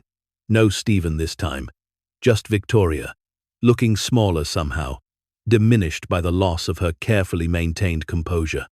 She approached Rachel with her hands shoved in her coat pockets, shoulders hunched against the cold March wind. Rachel, wait. Rachel stopped. Patricia stayed close beside her, protective presence that said she'd intervene if necessary. I'm sorry, Victoria said. The words came out stiff, unpracticed. Mom told me the safe was worth money. She said we deserved it because Dad had hidden assets during the divorce. She convinced me it was rightfully ours. It was never yours. I know that now. Victoria's eyes were red, maybe from cold, or maybe from crying. Mom's been calling lawyers all week, trying to find someone who'll take another run at contesting. She won't let this go. Why are you telling me this? Because I'm done. I'm done with her schemes and her manipulation and her constant calculations about who owes what and who deserves what. She's poisoned everything. She poisoned my relationship with Dad when I was a kid. She's poisoning my marriage now. Stephen's tired of it too. Tired of her calling all hours wanting us to fund her legal battles. Rachel studied her half-sister, looking for the performance, the angle. But Victoria just looked exhausted, defeated in a way that seemed genuine. I can't give you the diamonds, Rachel said. They're mine legally. But Victoria, I'm not going to punish you for Helen's behavior. We don't have to be enemies. We were never really sisters, though. Were we? No. But maybe we don't have to be strangers either. Victoria nodded, managed a small smile that looked more sad than happy. Congratulations, Rachel. I mean that. I hope the money does good things for your life. She walked away to where a BMW was parked at the curb. Stephen, behind the wheel. Rachel watched them drive off and felt something complicated twist in her chest. Not quite forgiveness, but maybe the beginning of understanding. Helen called that night. Her voice was different from before, stripped of the false warmth she usually affected. This was Helen, without the mask, cold and calculating and angry. You think you've won, but this isn't over. Those diamonds should have been mine. Thomas promised me, when we were married, that I'd be taken care of. The courts have ruled, Helen. Let it go. Courts can be wrong. Appeals can be filed. I have lawyers looking into options. You can file all the appeals you want. You'll lose every one. The diamonds are mine. We'll see about that. And Rachel, be careful. Accidents happen. Things get lost.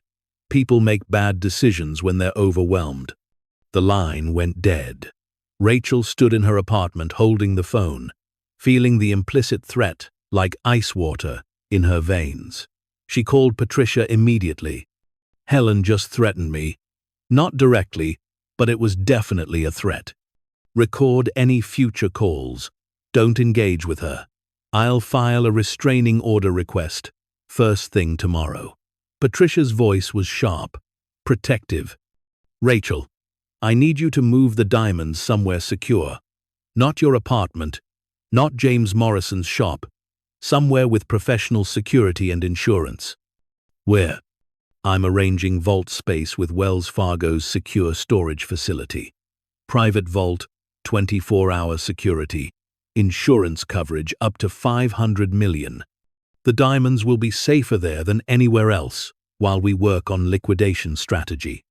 The transfer happened 3 days later with an armed security company that specialized in high-value asset transport. Rachel watched as men in tactical gear loaded sealed containers into an armored truck, signing paperwork that made her hands shake. The $80 million stone alone required 3 different insurance policies and a transport team that looked more military than civilian. Teaching became surreal after that.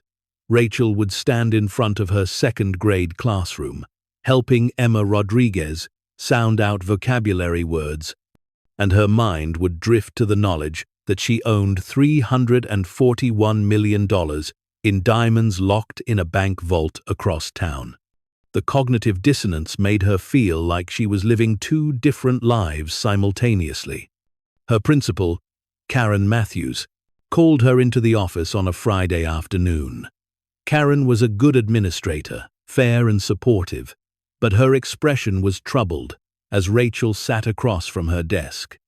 I got a phone call today from someone claiming to be a journalist. They wanted to verify your employment here, asked questions about your financial situation, whether you'd shown any signs of sudden wealth. Rachel's stomach dropped. What did you tell them? Nothing. I confirmed you work here and ended the call. But Rachel, what's going on? Are you in some kind of trouble? I inherited something valuable from my father. Some people are unhappy about it. How valuable are we talking? Rachel met her principal's eyes and made a decision.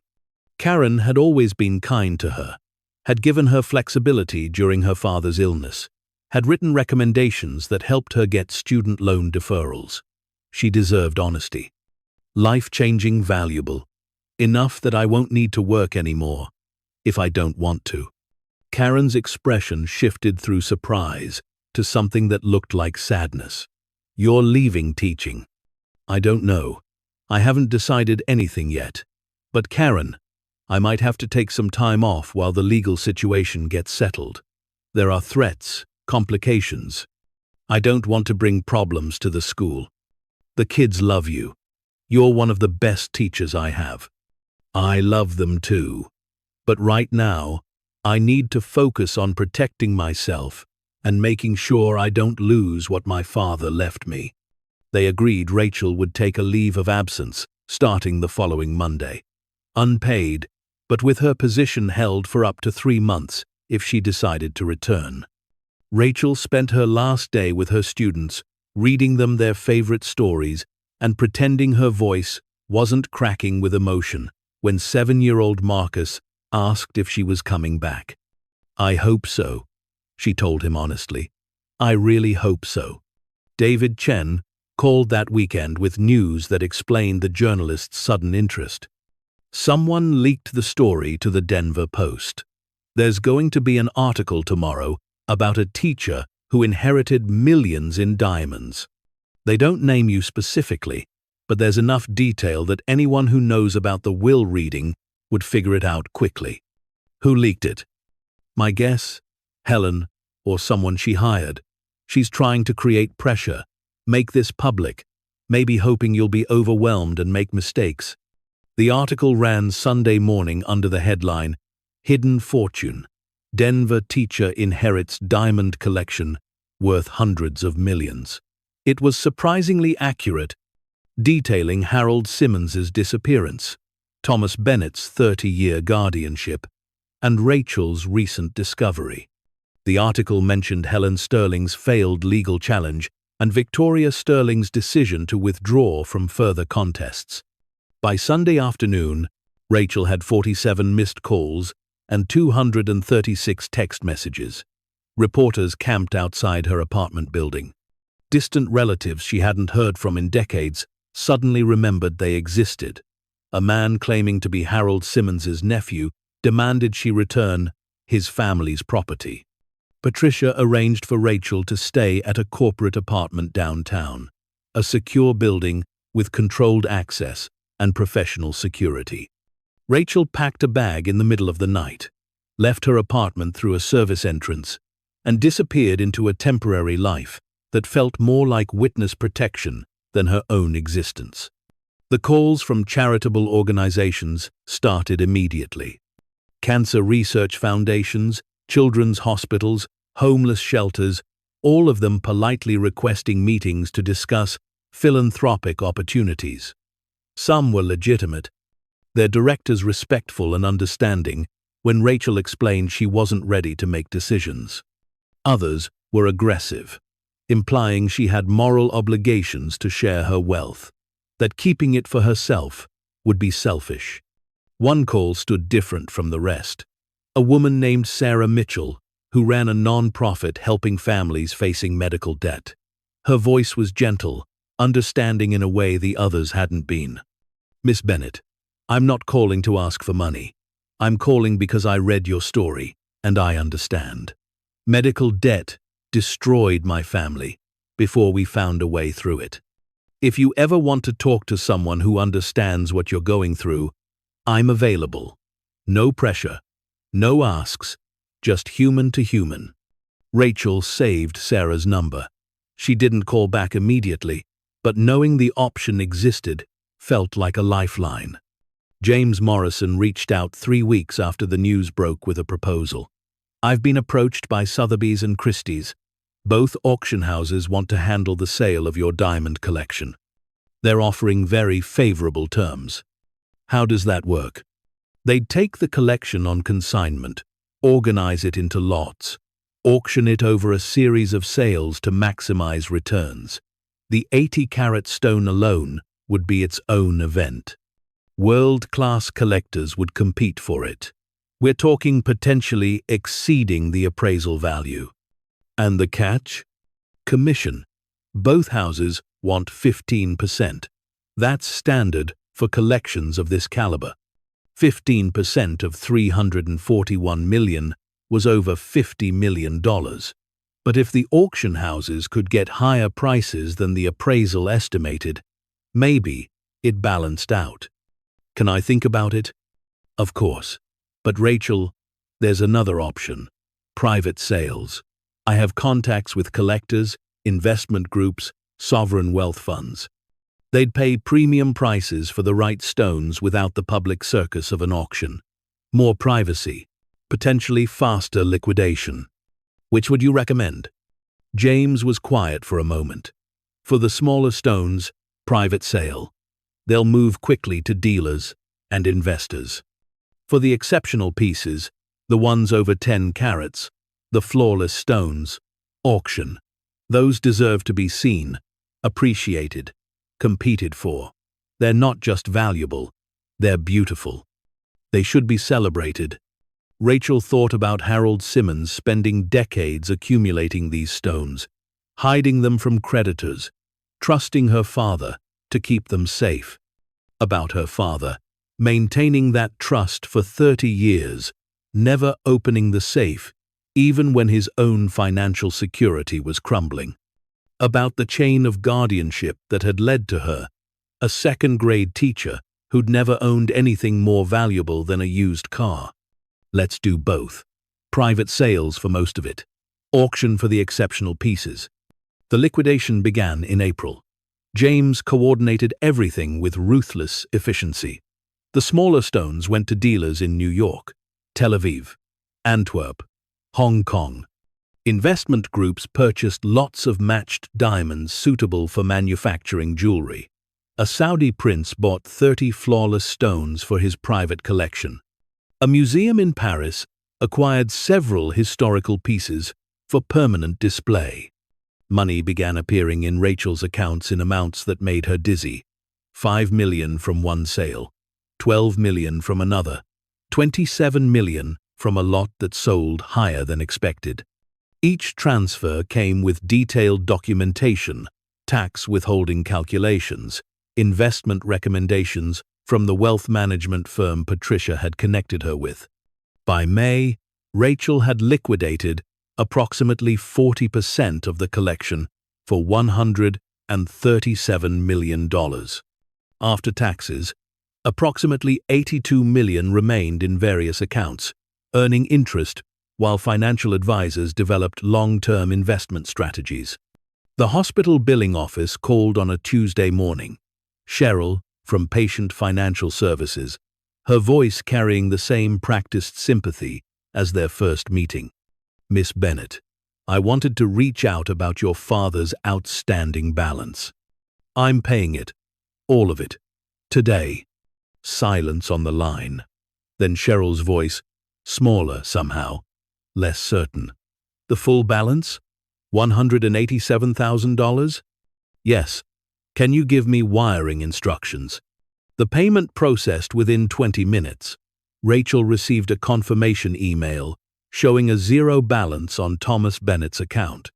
She stared at it until her vision blurred, thinking about the crushing weight that number had carried just 4 months ago, how impossible it had seemed, how it had felt like a debt she'd never escape. Now it was just numbers on a screen, easily erased by other numbers that had once seemed equally impossible. She called her student loan servicer next. $43,000 in debt from her teaching degree, paid in full, credit card balances, medical bills from her own healthcare, everything that had accumulated over years of stretching insufficient money across too many obligations, paid in full. By the end of the day, Rachel Bennett owed nothing to anyone. She was debt-free for the first time since she'd turned 18 and taken out her first student loan. The feeling was indescribable. Not happiness exactly, not joy, but a kind of lightness. Like gravity had been pressing down on her for so long, she'd forgotten what it felt like to stand up straight. The auction for the 80-carat diamond happened in June at Christie's Geneva headquarters. Rachel attended via video link, watching from the corporate apartment as wealthy collectors from around the world competed for the stone her father had protected for 3 decades. The bidding started at 40 million. Within 5 minutes, it had reached 70 million. At 90 million, only 3 bidders remained. Rachel watched numbers climb on the screen, feeling disconnected from the reality of what they represented. Someone, somewhere, wanted this stone badly enough to spend more money than most people would earn in several lifetimes. The hammer fell at $107 million. Christie's commission added another 16 million. The final total deposited to Rachel's account after taxes and fees was $63 million. Combined with previous sales, Rachel now had personal wealth exceeding $150 million, with approximately 40% of the original collection still unsold. She was, by any definition, extraordinarily wealthy, rich beyond the dreams of most people, set for life, and several more lives after that. And she had no idea what to do with it. Sarah Mitchell called back in July, the woman from the medical debt non-profit, her voice warm and non-judgmental on the other end of the line. "I wasn't sure you'd remember me," Sarah said, "but I saw your name in the auction results. Christie's publishes seller information for significant sales. I wanted to check in, see how you're doing. Honestly, I'm overwhelmed. Everyone wants something. Everyone has advice. I don't know who to trust." That's normal. Sudden wealth is one of the most disorienting experiences humans can have. Your brain literally doesn't have frameworks for processing amounts that large. Did you go through this? Different situation, but similar feelings. I inherited a property that turned out to contain significant value. Spent months terrified I'd lose it, then months terrified I'd waste it. Eventually figured out that money's just a tool. It only matters if you do something meaningful with it. How do you decide what's meaningful? You start with what hurt you, what broke you, what you wish someone had fixed before you had to suffer through it. Medical debt. The answer came immediately, crystal clear. $187,000 that had crushed her, that had made her feel like drowning was inevitable, that had represented impossible burden for no other reason than her father had gotten sick and tried to survive. "I want to help people with medical debt," Rachel said. "People like me who are buried and can't see any way out." "Then let me tell you about what we do," Sarah said, "and how someone with your resources could change thousands of lives." The Bennett Foundation, formally established in August. Rachel worked with attorneys to create a non-profit structure focused specifically on medical debt relief. The mission was simple: identify people facing catastrophic medical bills, verify their financial hardship, and pay off their debt completely. No applications required, no lengthy processes, no judgment about why they'd needed medical care or whether they'd made good financial decisions. Just direct relief for people who were suffering under debt that wasn't their fault. The Foundation's first initiative partnered with Sarah Mitchell's organization to purchase distressed medical debt portfolios. Rachel learned that hospitals and medical providers regularly sold uncollected debt to collection agencies for pennies on the dollar. A debt of $10,000 might be sold for $500. The collection agency would then harass the patient for years, damaging their credit and causing immense stress. The Foundation could buy these debt portfolios at the same discounted rates, but instead of collecting, they'd simply forgive the debt entirely. Rachel funded the first purchase with $10 million. The Foundation acquired medical debt portfolios totaling $190 million in face value. Nearly $200 million of debt, purchased for $10 million, forgiven completely. 43,000 families received letters informing them their medical debt had been purchased and forgiven. No catch, no strings, just notification that they owed nothing, that the collections would stop, that they were free. Rachel read some of the responses. A single mother in Colorado Springs whose daughter's leukemia treatment had cost $300,000. A veteran in Grand Junction whose surgery for injuries sustained in Afghanistan had somehow generated $120,000 in out-of-network charges. A retired teacher in Fort Collins whose husband's final hospitalization had cost $215,000. Each letter said some version of the same thing. "I thought I'd die before I finished paying this off. You saved my life." The Foundation expanded from there. Rachel hired staff, brought in professionals who understood medical systems and financial aid and how to verify hardship without humiliating people who needed help. They developed partnerships with hospitals, negotiating to pay bills directly for families who qualified for assistance.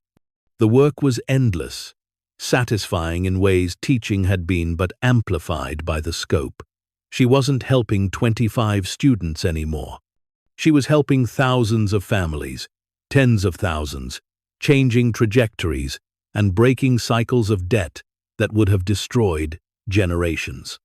Victoria called in September. Not Helen, just Victoria, her voice tentative. "I saw what you're doing. The Foundation. Rachel, it's incredible. Thank you. I wanted to apologize. Really apologize. Not the performative thing I did at the courthouse. I was wrong to listen to Mom, wrong to think we deserved any of Dad's inheritance, wrong about everything." "Victoria, you don't have to. Please let me finish. I've been in therapy," Stephen insisted, after how the whole situation affected our marriage. "My therapist helped me understand how Mom manipulated me my entire life. convinced me I was entitled to things that weren't mine, taught me to see family as competition rather than connection. Rachel was quiet, letting her half-sister find her words. "I don't expect forgiveness," Victoria continued, "but I wanted you to know, I see clearly, now. What you're doing with the money, helping people instead of just hoarding it, that's what Dad would have wanted. That's what Harold Simmons probably hoped would happen when he trusted Dad to keep those diamonds safe." "Maybe we could have coffee sometime," Rachel said. "Just talk. No money, no inheritance, just two people who share a father trying to figure out if we can be family." Victoria's voice broke. "I'd like that. I'd really like that."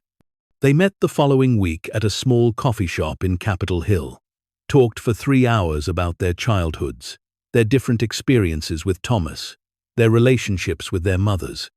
It wasn't healing exactly, too much distance and damage for that, but it was a start, a tentative bridge between two people who'd been strangers sharing blood. Helen never stopped fighting.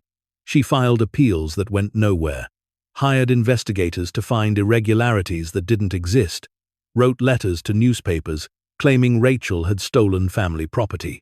Each attempt was documented, rejected by courts, added to the growing file of frivolous litigation. Patricia eventually filed a harassment suit. The judge issued a permanent restraining order barring Helen from contacting Rachel, from filing further legal action without court permission, from making public statements about the diamonds. Helen violated it within a week, got arrested for contempt, spent 30 days in county jail. When she got out, she was quieter, still angry, Rachel knew from mutual acquaintances, still convinced she'd been wronged. But apparently jail had convinced her that continuing to fight was no longer worth the cost. December arrived with early snow and the kind of cold that made everything feel clean and new.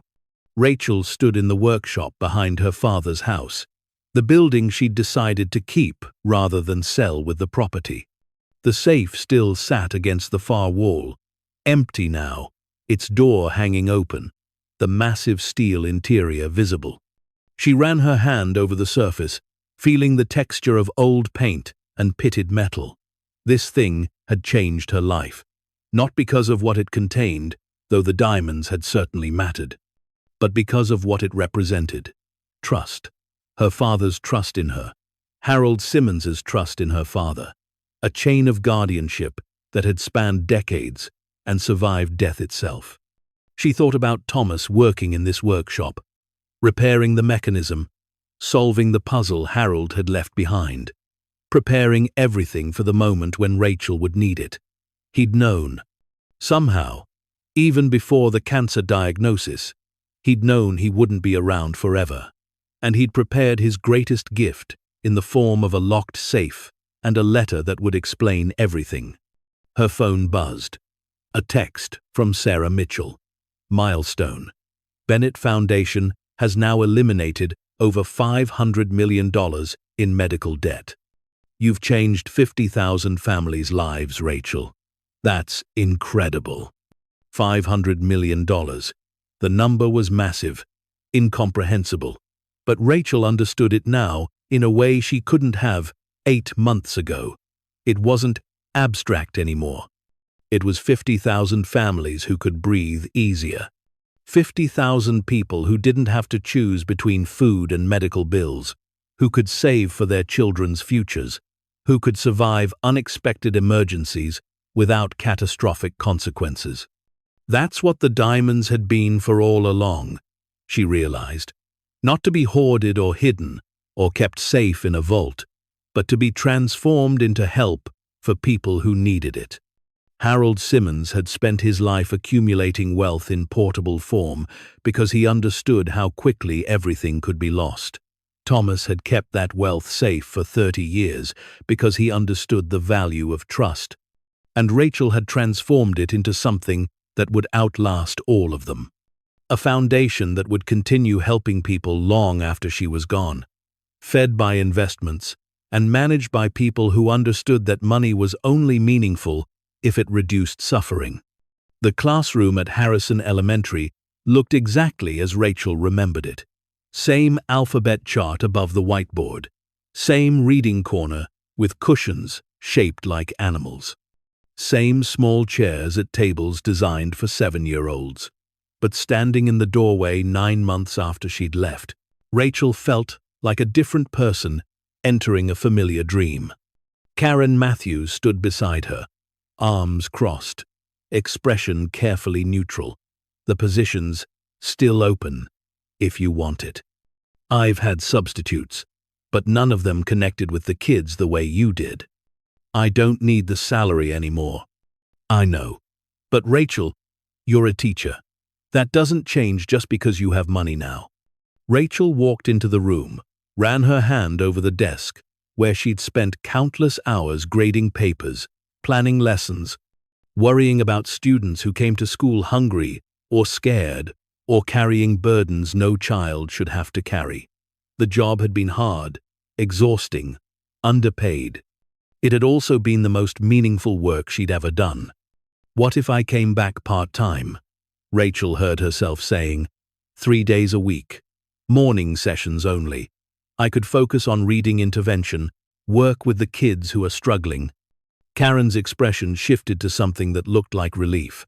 That would be incredible. We desperately need reading support, and you're better at it than anyone I've ever supervised. I want to pay for supplies out of my own pocket. Books, manipulatives, whatever the kids need. No budget limitations. Rachel, you don't have to. I want to. Let me do this my way. Teaching, because I love it. Not because I need the income. Helping because I can. Not because the school board allocated funds. They worked out the details over the following week. Rachel would return in January, working Monday through Wednesday mornings, focusing on small group reading instruction. No administrative duties, no standardized test pressure, just direct work with kids who needed extra support. The arrangement felt perfect. Purposeful work that mattered, but balanced with time to manage the foundation, to process everything that had happened, to build a life that integrated both her old identity as a teacher and her new reality as someone with resources to create change. The foundation grew throughout the fall. Rachel hired Marcus Webb as Director of Operations, a former hospital administrator who'd been buried under his own medical debt after his daughter's cancer treatment. He understood the system from the inside, knew which hospitals were willing to negotiate, which insurance companies created the most devastating gaps in coverage. Most people don't realize medical debt is negotiable, Marcus explained during a staff meeting in October. Hospitals would rather get something than nothing. If we approach them before debt goes to collections, we can often settle bills for 30 to 40 cents on the dollar. That means our funding goes further, helps more families. The foundation developed partnerships with hospitals across Colorado, then expanded to neighboring states. They created a simple online application that asked basic questions about income, medical expenses, family size. No judgment, no means testing beyond verification of genuine hardship. If someone was struggling with medical debt, the foundation would help. By December, they'd eliminated over $800 million in medical debt. 120,000 families had received letters informing them their debt had been forgiven. The responses came in daily, handwritten thank you notes from people who'd been days away from bankruptcy, emails from parents who could now afford to feed their children properly, phone calls from elderly people who'd been choosing between medications and rent. Rachel read every single message, made herself sit with the weight of gratitude, the reality of suffering that had been alleviated, the concrete difference money could make when deployed with intention. A letter arrived in November from a woman in Pueblo named Maria Sanchez. Rachel almost didn't open it, just another thank you note in a pile of hundreds, but something about the handwriting caught her attention. careful and precise despite obvious effort. Dear Miss Bennett, I don't know if you'll read this, but I needed to write it anyway. 3 months ago, I was diagnosed with breast cancer. The treatment was successful, but the bills were impossible. $187,000 for surgery, chemotherapy, radiation. I have insurance, but it covered so little. I'm a teacher, just like you were. I make $41,000 a year. I have 2 daughters, ages 8 and 11. My husband works construction, but work is irregular. We were going to lose our house. I had stopped sleeping, stopped eating, couldn't focus on anything except the crushing weight of that number. Your foundation paid it all, every penny, just paid it, and sent me a letter saying I was free. I don't have words for what that means. My daughters have their mother back, not the terrified ghost I'd become. My husband smiles again. I can teach without the constant anxiety making me sick. You saved my life, Miss Bennett. Not the doctors who treated my cancer, but you, by taking away the debt that would have killed me just as surely as the disease. I'll never forget what you did. I'll teach my daughters about generosity and compassion and using whatever resources they have to help others. I'll pay forward this gift every day for the rest of my life. With eternal gratitude, Maria Sanchez. Rachel sat at her desk in the foundation office, crying over a letter from a teacher in Pueblo who'd been facing the exact same debt that had crushed Rachel 9 months ago. The circle of it, the perfect symmetry, felt almost cosmic, as if Harold Simmons and Thomas Bennett and the 30-year chain of guardianship had all led to this specific moment of connection. She framed the letter and hung it in her office, a reminder of why the work mattered. Victoria called on Christmas Eve, not asking for anything, just checking in the way sisters might, their relationship still tentative, but growing more genuine with each conversation. Stephen and I are hosting dinner tomorrow, Victoria said. Small thing, just us and a few friends. Would you want to come? No pressure, no expectations, just family. Rachel hadn't celebrated Christmas with family in years. Her father had treated holidays as obligations rather than celebrations, and after her mother died, traditions had dissolved into nothing. The invitation felt foreign, slightly uncomfortable, but also promising. What time? 4 o'clock. And Rachel? Thank you for giving me a chance to be a better sister than I was before. Christmas dinner at Victoria and Stephen's house was surprisingly normal. They'd downsized after the legal battles, moved to a smaller place in Wash Park that was comfortable without being ostentatious. The food was good, the conversation genuine, and for the first time, Rachel felt like maybe they could build something real from the wreckage of their shared history. Stephen pulled Rachel aside after dinner, his expression serious. I want to apologize for my part in everything. I knew Helen was pushing Victoria to contest the will, and I didn't push back hard enough. I was thinking about money instead of what was right. You were trying to support your wife. I was being greedy. There's a difference. He looked toward the living room where Victoria was laughing at something one of their friends had said. This whole situation taught me something important. Victoria's happier now than she was when we had more money, and she was still tied to Helen's manipulations. Sometimes losing everything helps you figure out what actually matters. Rachel thought about her own journey, from drowning in debt to discovering diamonds to building something meaningful with the wealth they'd provided. Sometimes losing everything is the beginning, not the end. January brought Rachel back to Harrison Elementary. The kids in her reading group ranged from 1st to 3rd grade, all of them struggling with basic literacy skills. She worked with them in small groups, using methods she'd learned during her years as a classroom teacher but couldn't afford to implement properly before. Multi-sensory phonics instruction, with materials that cost more than the school budget allowed. Leveled libraries with hundreds of books at appropriate reading levels. Individual whiteboards and manipulatives and reward systems that actually motivated kids to persist through difficulty. By March, every single student in her reading intervention group had improved by at least one grade level. Parents reported their children were reading at home voluntarily, choosing books over screens, gaining confidence they'd never shown before. Marcus Webb, the struggling reader who'd asked if Rachel was coming back on her last day, was now reading chapter books independently. His teacher reported the transformation with something like awe. "I don't know what you did, but he's a different student, confident, engaged, proud of himself." Rachel knew what she'd done. She'd given him attention, resources, time, and the belief that he could succeed. The same things every child deserved, but most never received because schools were underfunded and teachers were overwhelmed, and the system was designed for efficiency rather than individual need. The foundation expanded its mission in February. Medical debt relief remained the core, but Marcus suggested adding a parallel initiative focused on student debt for educators.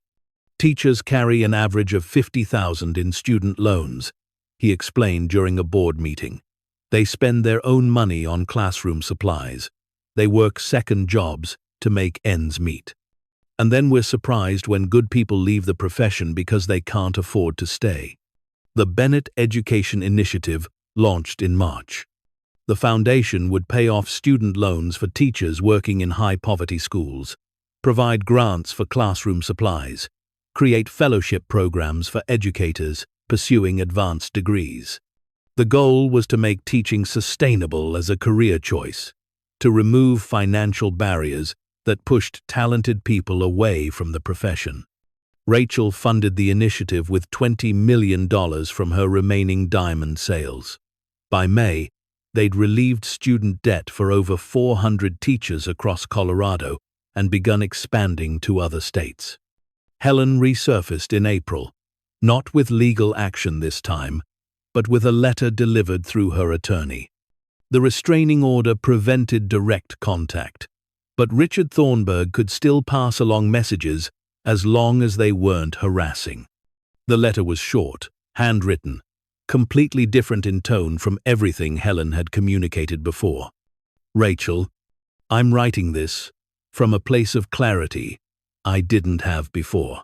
Jail gave me time to think about my choices, about what drove me to become the person I'd become. I convinced myself I deserved those diamonds because Thomas had hidden assets during our divorce. I convinced Victoria she deserved them because family should share wealth. But the truth is simpler and uglier. I was jealous. Jealous that Thomas left something valuable to you instead of to Victoria. Jealous that my daughter wasn't his favorite. Jealous that you got something I never could. I can't undo what I did.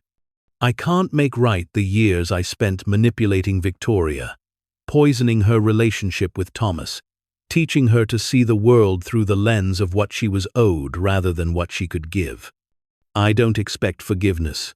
I just wanted you to know I finally understand what I did was wrong. Thomas was a good man who kept a promise to a friend for 30 years.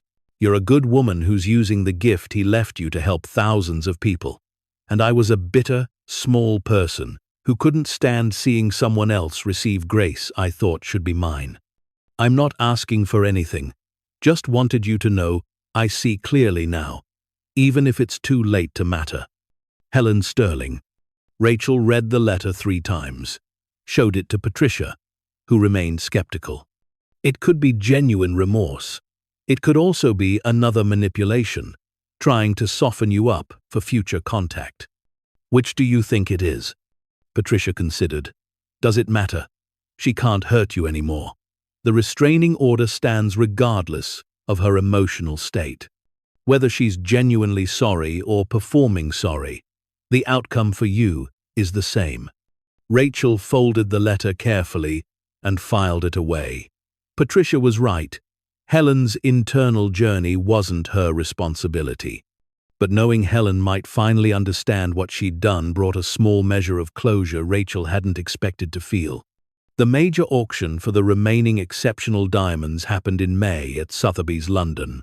Rachel attended in person this time, wanting to see the culmination of Harold Simmons's legacy with her own eyes. The auction hall was magnificent, all dark wood and velvet, and the kind of refined luxury that spoke to centuries of selling beautiful objects to wealthy collectors. Rachel sat in the back, watching as lots were presented one by one, each stone projected on massive screens that showed every facet, every inclusion, every detail that determined value. A 15-carat emerald-cut diamond sold for $8 million. A matched pair of 10-carat rounds went for $12 million together. A rare pink diamond, 3 carats of impossible color, sold to a Middle Eastern buyer for $19 million. The final lot was a set of 7 perfectly matched stones, each one 5 carats, colorless and flawless, meant to be set together in a necklace or bracelet, or some piece of jewelry that would cost more than most people earned in their entire lives. Bidding started at $5 million for the set. Within minutes, it had reached $15 million. 2 bidders remained, a representative from Cartier and a private collector whose identity wasn't disclosed. Back and forth they went, raising bids in $500,000 increments, until the hammer fell at $27 million. Combined with previous sales, Rachel had now liquidated approximately 70% of the original collection. After taxes and fees and commission, she'd netted close to $200 million. The remaining 30%, roughly $40 million in diamonds, she decided to keep, not to wear or display, but as insurance, as portable wealth that could be moved, hidden, protected against whatever catastrophes the future might bring. She understood now why Harold Simmons had accumulated them, why he'd seen value in assets that existed outside traditional financial systems. The world was fragile. Lives could collapse overnight. Having resources that couldn't be frozen by banks or seized by courts or erased by market crashes wasn't paranoia. It was wisdom. The Bennett Foundation celebrated its 1-year anniversary in August with a gala fundraiser. Rachel hadn't wanted to do it, felt uncomfortable with the pageantry and performance of wealthy people gathering to feel good about charity. But Marcus convinced her it was necessary. We need recurring donors beyond your personal funding. The foundation should outlive you, should continue helping people long after you're gone. That means building relationships with people who have resources and conscience. The event was held at the Denver Art Museum, 500 guests paying $5,000 per ticket to attend.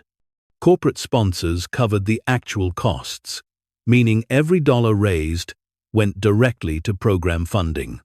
Rachel wore a dress Victoria had helped her pick out, simple but elegant, expensive in ways she still found uncomfortable but necessary for events like this.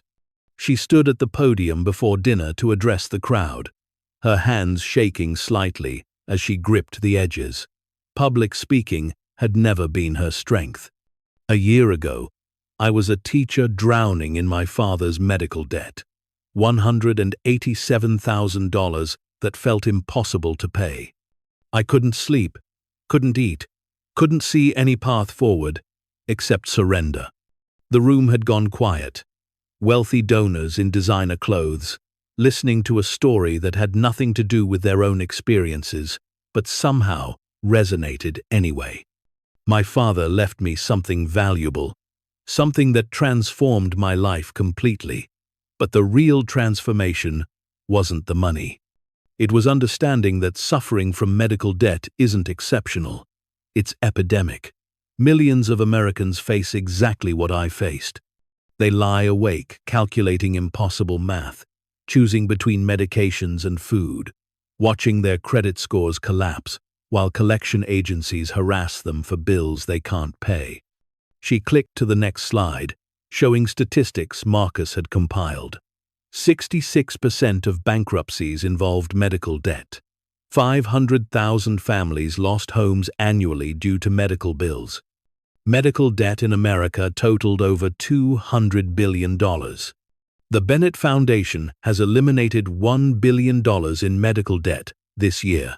We've helped 150,000 families. We've prevented bankruptcies, saved homes, given people their lives back. Applause started, building to something that felt genuine rather than performative. Rachel waited for it to subside. But here's what you need to understand. $1 billion sounds enormous. It is enormous by any personal measure, but it's 0.5% of the total medical debt in this country. Half of 1%. We're not solving the problem, we're putting band-aids on arterial bleeding. The room had gone quiet again, the congratulatory mood shifting to something more uncomfortable. The system is broken. Insurance companies profit by denying care. Hospitals charge $20 for a Tylenol because they can. Pharmaceutical companies price medications based on what people will pay to stay alive, not what they cost to produce. And we've accepted this as normal, as the way things have to be. She saw some people shifting uncomfortably, probably insurance executives or healthcare administrators who'd paid $5,000 to attend and weren't expecting to be confronted with their complicity. I can't fix the system alone. The foundation can't fix it. But we can help people survive while we push for change. We can eliminate debt while we fight for universal health care. We can treat symptoms while we cure the disease. More applause, enthusiastic now. Rachel stepped away from the podium, feeling drained but satisfied. She'd said what needed saying, even knowing some donors would be offended, would choose not to contribute because she'd criticized the system that made them wealthy. Marcus met her afterward, grinning. You just told a room full of insurance executives and hospital board members that they're part of the problem. Was that bad? It was perfect. We raised $3 million tonight, and half the people in this room signed up for monthly recurring donations. You made them feel the moral weight of the issue without attacking them personally. That's exactly what we needed. Rachel taught her last reading intervention class of the semester in late May. Her students had all progressed beyond the need for extra support, reading confidently at or above grade level. Marcus Webb came to the final session bringing his mother, who'd heard so much about the teacher who'd changed her son's life. He reads everything now, Mrs. Webb said, her eyes bright with tears she didn't try to hide. Books, signs, cereal boxes, everything. You gave him a gift that will last his entire life. Rachel knelt down to Marcus's level, this 7-year-old who'd struggled so much at the beginning of the year. You did the work, buddy. You learned to read because you didn't give up, even when it was hard. But you helped me, Marcus said, with the simple clarity children possess. You believed I could do it before I believed it myself. Driving home that afternoon, Rachel thought about the different kinds of wealth she'd accumulated over the past year. The diamonds had transformed her financial reality, yes, but watching Marcus read independently, receiving letters from families whose debt had been forgiven, rebuilding a relationship with Victoria, all of that held value that couldn't be measured in dollars. Victoria invited Rachel to join her book club in June, a group of women who met monthly to discuss literature and drink wine and gossip in ways that felt foreign to Rachel but also comforting. Normal friendship activities she'd never really experienced during the years of barely surviving. One evening, after the official book discussion had ended and the conversation had drifted to more personal topics, a woman named Diane asked the question everyone had probably been wondering. What's it like? Having that much money? Does everything feel different? Rachel considered how to answer honestly without sounding either privileged or performatively humble. Some things are different. I don't worry about bills anymore. I can help people in ways I never could before. But the fundamental things, friendship, purpose, connection, those don't change based on bank account balance. But you could buy anything, Diane pressed. Go anywhere. Do anything you want. I could, but most of what I want isn't for sale. Rachel paused, trying to articulate something she'd been thinking about for months. Money solves money problems. But it doesn't solve human problems. Loneliness, grief, meaning, connection. You can't buy those things. You can only build them through relationships and work and time. Victoria touched her arm gently. She still drives her old Honda, lives in a normal apartment, teaches reading to second graders 3 days a week. My sister is probably the only person in America who has hundreds of millions of dollars and still clips coupons. The group laughed, and Rachel felt the warmth of genuine affection from people who'd chosen to include her, not because of her wealth, but because she was Victoria's sister and they wanted to know her. The foundation reached a significant milestone in September. $2 billion in medical debt eliminated. Marcus organized a small celebration at the office. Nothing extravagant, just staff and board members sharing cake and reflecting on what they'd accomplished. 200,000 families, Marcus said, raising a glass of champagne. 200,000 families who were drowning and now can breathe. That's the legacy you've built, Rachel. She looked around at the people who'd made this possible. Marcus, who'd taken his own pain and transformed it into expertise helping others. Patricia Montoya, who'd protected Rachel legally while teaching her how to protect others. David Chen, whose investigation had secured her right to the diamonds in the first place. Sarah Mitchell, whose wisdom about sudden wealth had guided Rachel through the most disorienting period of her life. It's not my legacy, Rachel said. It's ours. Everyone in this room built this.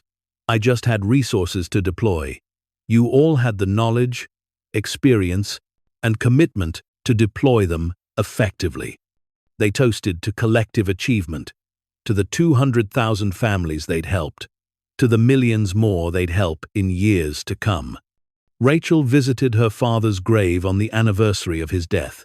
She hadn't been there since the funeral, had been too angry at first, then too overwhelmed, then too busy.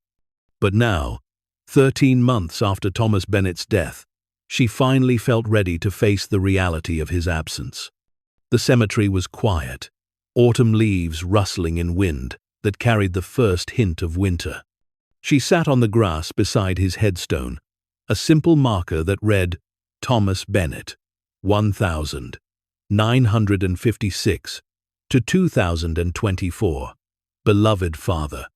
I wish you'd told me, she said aloud, feeling foolish, but needing to voice the words anyway. Wish you'd explained about Harold, about the diamonds, about what you were protecting all those years.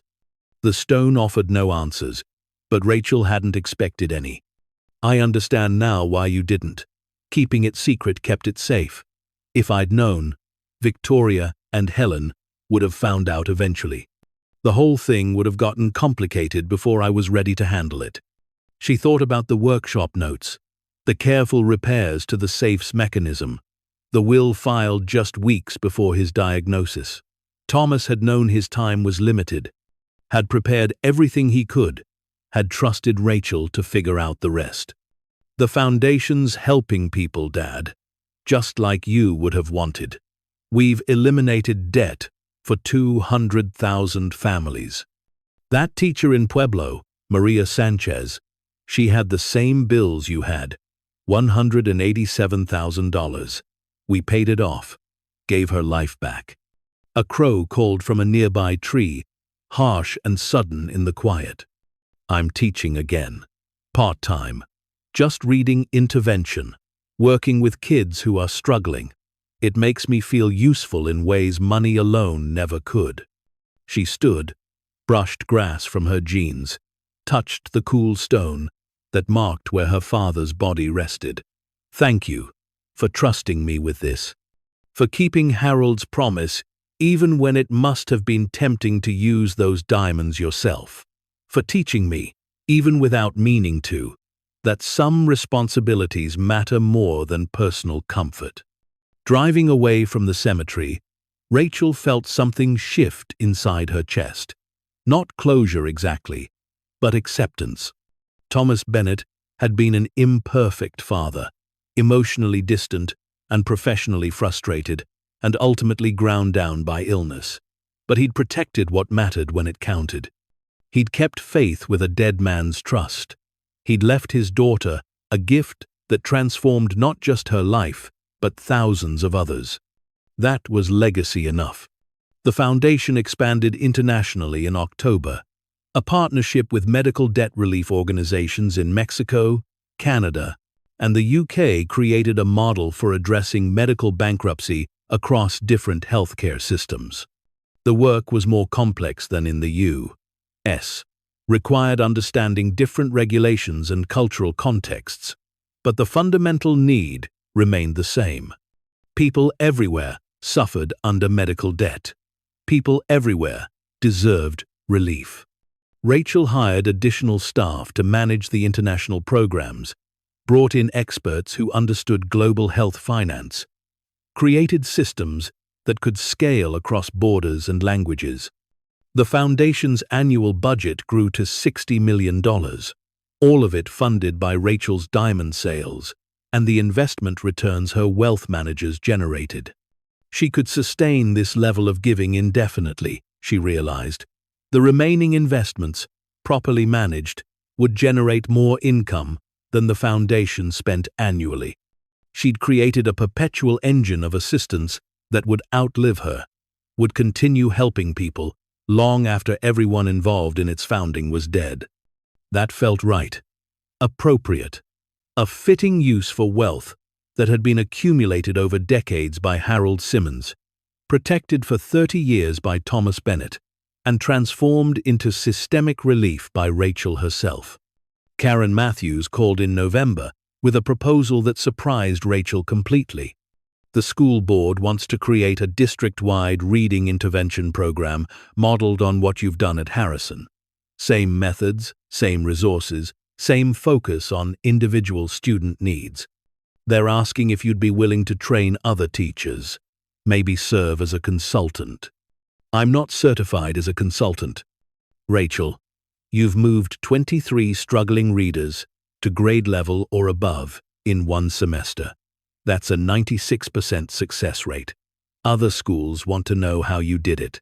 Rachel thought about the methods she'd developed, the materials she'd purchased, the hours spent working with individual students to find exactly the right approach for their specific needs. It wasn't complicated pedagogy. It was just attention, resources, and the belief that every child could learn if given proper support.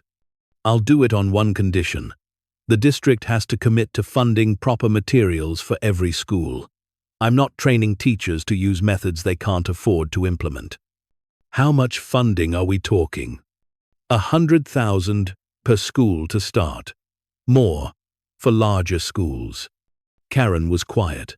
Rachel, the district budget doesn't have that kind of money. Then I'll fund it. Through the foundation. We'll create an education program that pays for materials, training, and ongoing support. I'll donate $5 million to start. The Harrison Reading Initiative launched in January with 15 participating schools across Denver. Rachel spent 3 months training teachers, demonstrating methods, helping them understand how to diagnose individual reading difficulties and tailor instruction accordingly. She funded complete classroom libraries, phonics, materials, assessment tools, everything teachers needed to implement the program properly. By April, preliminary data showed dramatic improvements. Schools reported increased reading proficiency, decreased behavioral problems, better attendance. Parents reported children who actually enjoyed reading, who asked to go to school, who felt confident instead of defeated. The program expanded to 30 schools by fall, then 50. The Colorado Department of Education took notice, invited Rachel to present at a statewide education conference. She stood before 300 administrators and teachers and explained something that shouldn't have been revolutionary, but was. Children don't fail at reading because they're incapable.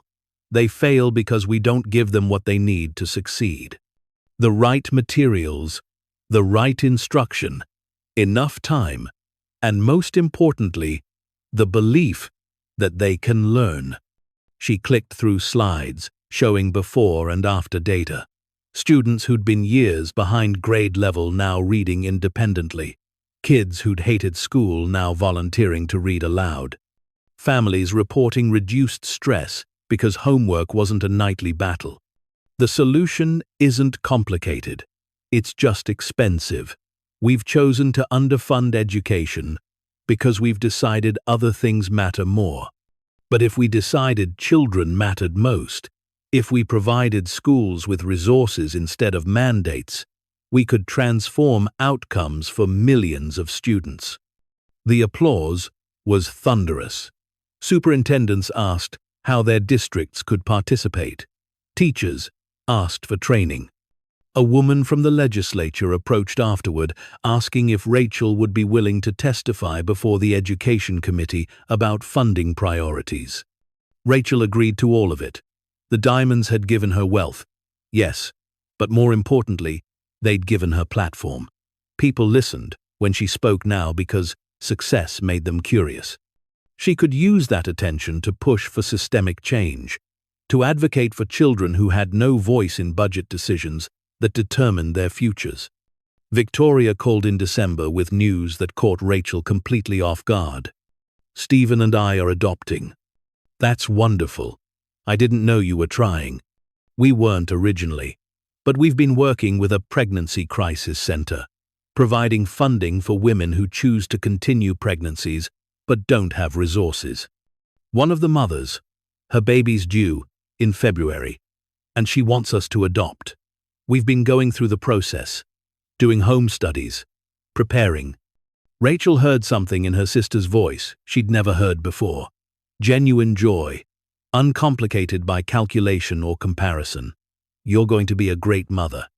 "I'm terrified, but also excited in a way I've never felt about anything." Victoria paused. "Rachel, would you consider being the baby's godmother?" The invitation carried weight beyond the traditional ceremonial role. Victoria was choosing family, was choosing connection, was saying that Rachel mattered in a way that had nothing to do with money or inheritance or shared history of conflict. "I'd be honored."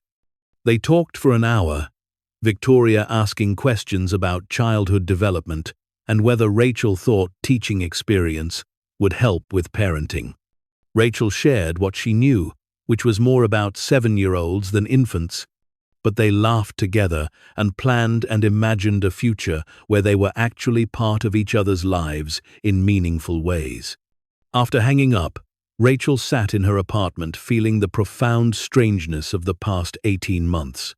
She'd gone from drowning in debt to unimaginable wealth, from estranged half-sister to chosen family, from struggling teacher to education advocate, from someone who felt powerless to someone who could change thousands of lives with strategic deployment of resources.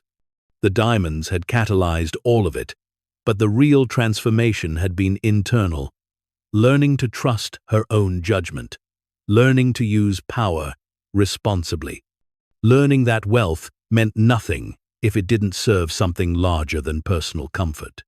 The Foundation's annual report came out in January, timed to coincide with the 18-month anniversary of Rachel's inheritance. Marcus presented it at a board meeting with obvious pride. $3 billion in medical debt eliminated, 250,000 families helped, 400 teachers' student loans paid off, 60 schools participating in reading intervention programs, international programs in 3 countries, and we're just getting started. The board discussed expansion plans, more international partnerships, increased education funding, a new initiative addressing housing insecurity for families exiting medical crises. Every idea required significant resources, but those resources existed. Rachel had wealth beyond what she could spend in several lifetimes. Deploying it strategically to reduce suffering was both privilege and responsibility. She approved increased funding for all proposed initiatives, $70 million for the coming year, sustainable indefinitely from investment returns. "We should rename the foundation," Rachel said during the discussion. "It shouldn't be about me. It should reflect what we're actually doing." "What would you suggest?" Patricia asked. Rachel thought about Harold Simmons, who'd accumulated wealth and trusted it to her father. About Thomas Bennett, who'd kept faith with that trust for 30 years. About the chain of guardianship that had led to her, to this moment, to the ability to help hundreds of thousands of people. The Guardian Foundation. Because that's what we're doing. Guarding people against catastrophes that aren't their fault. Being guardians of resources that should be deployed for good. The motion passed unanimously. The Bennett Foundation became the Guardian Foundation, and somehow the new name felt more appropriate, more aligned with the actual work they were doing. Rachel returned to her classroom at Harrison Elementary in February. The kids were different from previous years, but the work remained the same. Teaching children to read, to believe in themselves, to understand that struggling didn't mean failing. It just meant learning was hard and required persistence. One morning, a new student transferred into her intervention group. A girl named Emma, whose records showed she'd been homeless for several months, living in her family's car before a shelter placement allowed them to stabilize. She was behind grade level, anxious, jumped at loud noises, and watched adults with wary distrust. Rachel recognized the signs immediately. This child had experienced trauma that would take years to fully address. But they could start here, in this classroom, with books and patience and the consistent message that someone cared about her progress. "Emma, would you like to pick out a book?" Rachel gestured to the classroom library. Hundreds of texts at different reading levels. Emma approached cautiously, running her fingers over spines like they might bite. She selected a slim picture book about a girl who found a magic door in her closet. "Good choice. Should we read together?" They sat side by side, while Emma stumbled through words, sometimes reading, sometimes guessing, sometimes looking to Rachel for help. It was slow, frustrating work. But by the end of the session, Emma was smiling, proud of having finished the book even with assistance. "Can I take it home?" Emma asked, clutching the book like it might disappear. "Of course. It's yours to keep." Emma's eyes widened. "Mine? Really? Really? And tomorrow you can pick another one." The expression on Emma's face, wonder and disbelief and desperate hope, reminded Rachel of herself 18 months ago, standing in her father's workshop, opening a safe, discovering something impossible that transformed everything.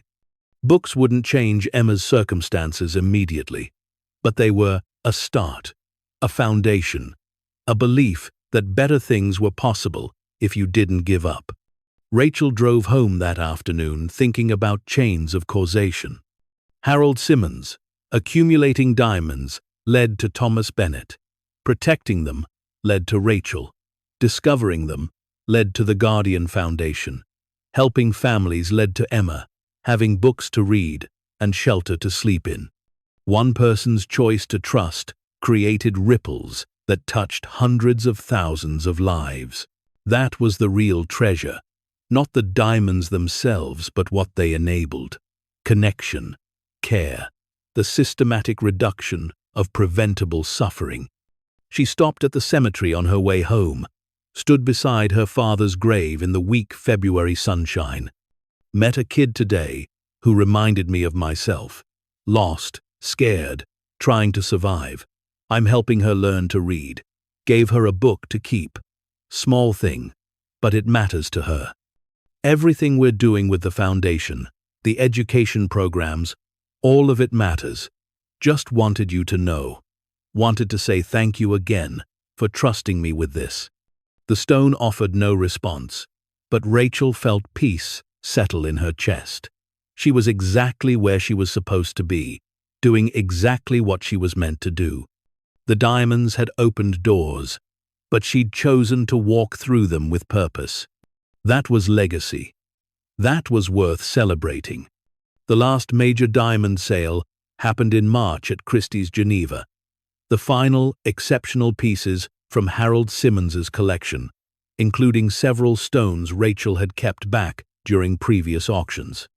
She'd decided it was time to liquidate completely, to transform the last physical remnants of the treasure into resources that could be deployed immediately. The auction netted $63 million. Combined with previous sales and investment returns, the Guardian Foundation now had an endowment exceeding $300 million, generating returns sufficient to sustain operations indefinitely. Rachel kept only one diamond, the first stone she'd lifted from the safe 18 months ago, a 2-carat round brilliant that had caught light and thrown it back, transformed. She had it set in a simple pendant, platinum chain, no elaborate design, just the stone itself, contained and protected. She wore it sometimes, hidden under her shirt, a reminder of where she'd come from and what she'd been entrusted to protect. Harold Simmons's careful accumulation, Thomas Bennett's faithful guardianship, her own transformation from drowning to guardian of others. Victoria's daughter was born on a Tuesday in April, Sophia Bennett Sterling, 7 pounds, 3 ounces, healthy and screaming with appropriate newborn outrage at the world. Rachel met her in the hospital 2 hours after birth. This tiny person who represented hope and fresh starts and the possibility of family built on choice rather than obligation. "Do you want to hold her?" Victoria asked, her face glowing with exhausted joy. Rachel took the baby carefully, supporting her head the way nurses had demonstrated. Sophia stopped crying, looked up at Rachel with unfocused newborn eyes, and made a small sound that might have been contentment or might have been gas. "She's perfect. She's terrifying," Victoria said, laughing. "I have no idea what I'm doing." "Nobody does. You figure it out as you go." Stephen watched from his chair near the window, his expression soft with wonder. This man, who'd been complicit in trying to steal Rachel's inheritance, had transformed into someone capable of choosing adoption, of providing home for a child who needed family. People could change, Rachel realized. Not always, not easily, but sometimes circumstances created opportunities for genuine growth. "I want Sophia to know her Aunt Rachel," Victoria said. "Want her to grow up, understanding that family means showing up, helping when help is needed, being present in ways Mom never was for us." "I'm not going anywhere," Rachel promised. And she meant it. The work would continue, the foundation would grow, but family mattered too. Connection mattered.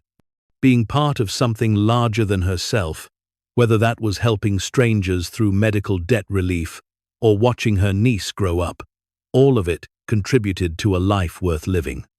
The Guardian Foundation celebrated its 2nd anniversary in August with another gala, this one significantly larger than the previous year. 1,000 guests, major corporate sponsorships, a keynote speaker from the World Health Organization discussing global approaches to medical debt. Rachel stood at the podium before dinner, more comfortable with public speaking now after months of practice. She wore the diamond pendant, visible for once, catching light as she moved. 2 years ago, I inherited something valuable. Not just money, though there was certainly that, but something more important: trust. My father trusted me to use what he'd protected wisely. And I've tried to honor that trust by transforming inherited wealth into systematic help for people facing medical catastrophe. She clicked to statistics Marcus had compiled. $5 billion in medical debt eliminated. 400,000 families helped. Housing assistance for 2,000 families. Education programs in 80 schools. International programs in 7 countries. But here's what those numbers don't show. They don't show Maria Sanchez in Pueblo, a teacher whose cancer treatment debt was crushing her. They don't show Marcus Webb, a 7-year-old who learned to read and gained confidence that will serve him his entire life. They don't show Emma Rodriguez, who has shelter and books and hope because someone cared enough to help. The room was absolutely quiet. Wealthy donors listening to stories that made abstract numbers concrete and human. Every statistic represents a person. Every eliminated debt represents a family that can breathe easier. Every educated child represents a future with more possibility. That's what wealth should do. Create possibility for people who've been denied it through no fault of their own. She paused, looking out at faces that ranged from genuinely moved to performatively interested. It didn't matter which. They were here, they were contributing, they were part of something larger than themselves, even if their motivations weren't pure. The Guardian Foundation will continue this work long after I'm gone. That's my promise to Harold Simmons, who accumulated these resources, to Thomas Bennett, who protected them, and to everyone who's benefited from their deployment. We're guardians of more than money. We're guardians of hope. The applause was thunderous, sustained. The gala raised $12 million that night. Corporate matching brought it to $20 million. Resources that would eliminate another $1 billion in medical debt, help another 60,000 families. Walking out that evening, Patricia beside her, Rachel felt the weight of accomplishment mixed with awareness of work still undone. "You've built something incredible," Patricia said. "Changed more lives than most people could in several lifetimes. It's not enough, though. Not while the system keeps generating new debt, new suffering. You can't fix everything, but you can fix what's in front of you. That's all any of us can do." Rachel thought about Emma, who was now reading at grade level. About Maria Sanchez, who'd written again to say she'd gone into remission and could actually enjoy the victory because debt wasn't crushing her anymore. About the 400,000 families who'd received those letters, who'd experienced the specific miracle of having impossible burdens lifted. "Maybe that's enough," Rachel said. "Maybe fixing what's in front of you, over and over, eventually adds up to something that looks like justice." She taught her final class before winter break in December. The kids had made cards, drawings, elaborate constructions from construction paper, expressing gratitude that 7-year-olds felt but couldn't quite articulate. Marcus Webb, now in 3rd grade and reading confidently, had drawn a picture of Rachel surrounded by children holding books. At the bottom he'd written in careful letters, "Thank you for taking me to read. Love, Marcus." Rachel hung the picture in her office at the Guardian Foundation, next to Maria Sanchez's letter, next to photographs of her niece Sophia, next to all the reminders of why the work mattered.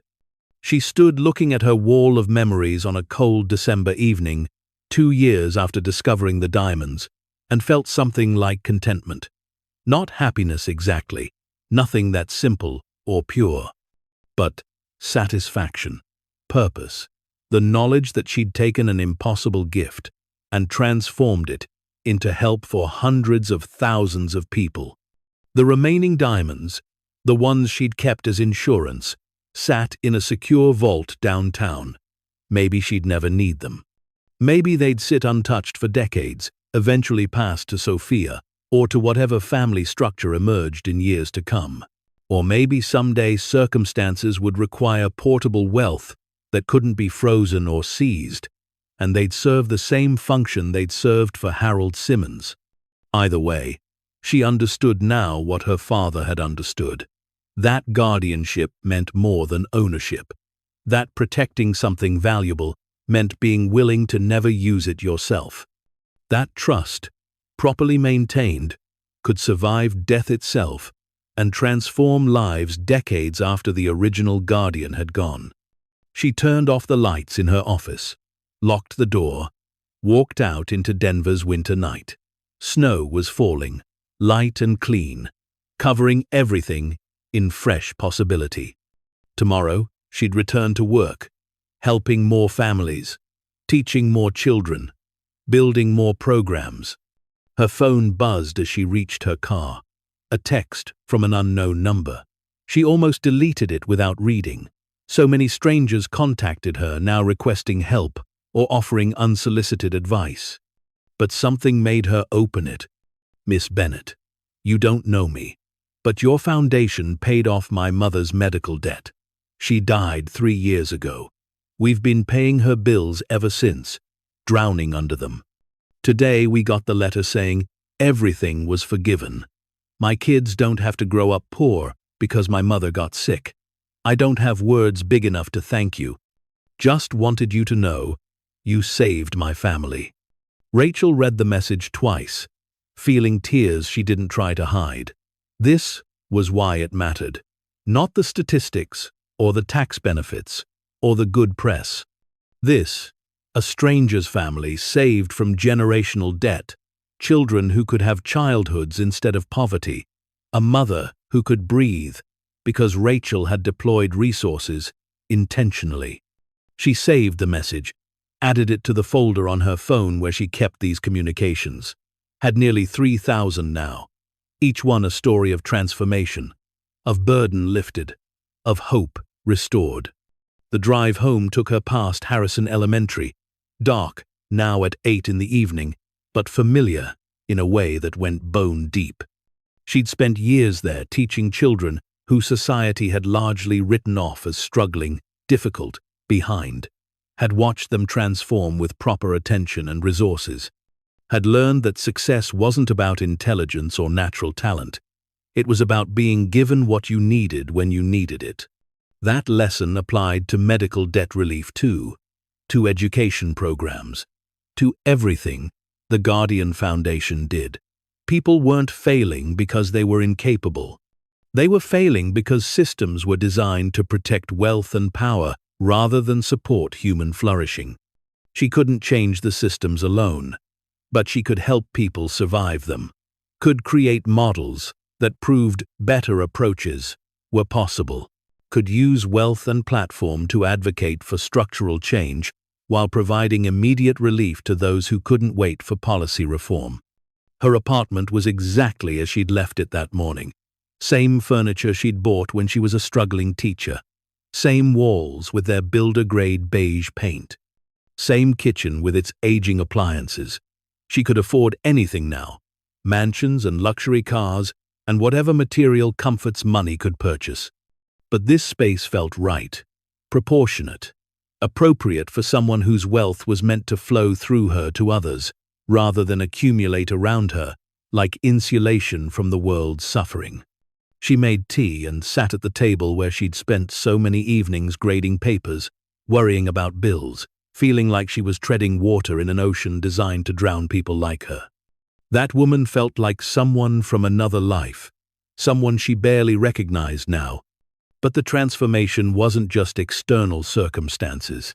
It was internal too. Learning to trust her judgment. Learning that having resources meant having responsibility.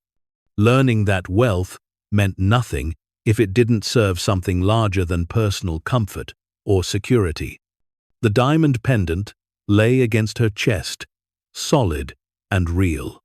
She touched it through her shirt, feeling the stone her father had protected for decades, that Harold Simmons had accumulated through years of careful collecting, that now represented her own commitment to guardianship. She thought about Victoria with baby Sophia, building family from choice rather than obligation, about Emma learning to read, gaining confidence that would serve her entire life. about Maria Sanchez teaching her daughters about generosity, about Marcus Webb showing his mother that he could succeed, about 400,000 families sleeping easier because impossible burdens had been lifted. That was what the diamonds had been for all along. Not to be hoarded or admired or kept safe in a vault, but to be transformed into help, deployed strategically to reduce suffering, used to create ripples of positive change that would extend far beyond her own life. Harold Simmons had understood that in 1992 when he'd given the safe to Thomas Bennett. Trust what you can't control. Protect what matters. Hope that whoever inherits responsibility will use it wisely. Thomas Bennett had understood it for 30 years, never opening the safe, even when his own financial security crumbled. Keep faith with promises made to dead men. Guard what's been entrusted to you. Pass it forward to someone who will honor the sacrifice. And Rachel understood it now, 2 years after opening that safe and discovering $341 million in diamonds. Inheritance wasn't about receiving. It was about becoming worthy of what had been given, about transforming accident of circumstance into intentional service. She finished her tea and looked around her apartment one more time. Tomorrow she'd teach Emma and help her continue gaining confidence. She'd work with Marcus on the foundation's operations.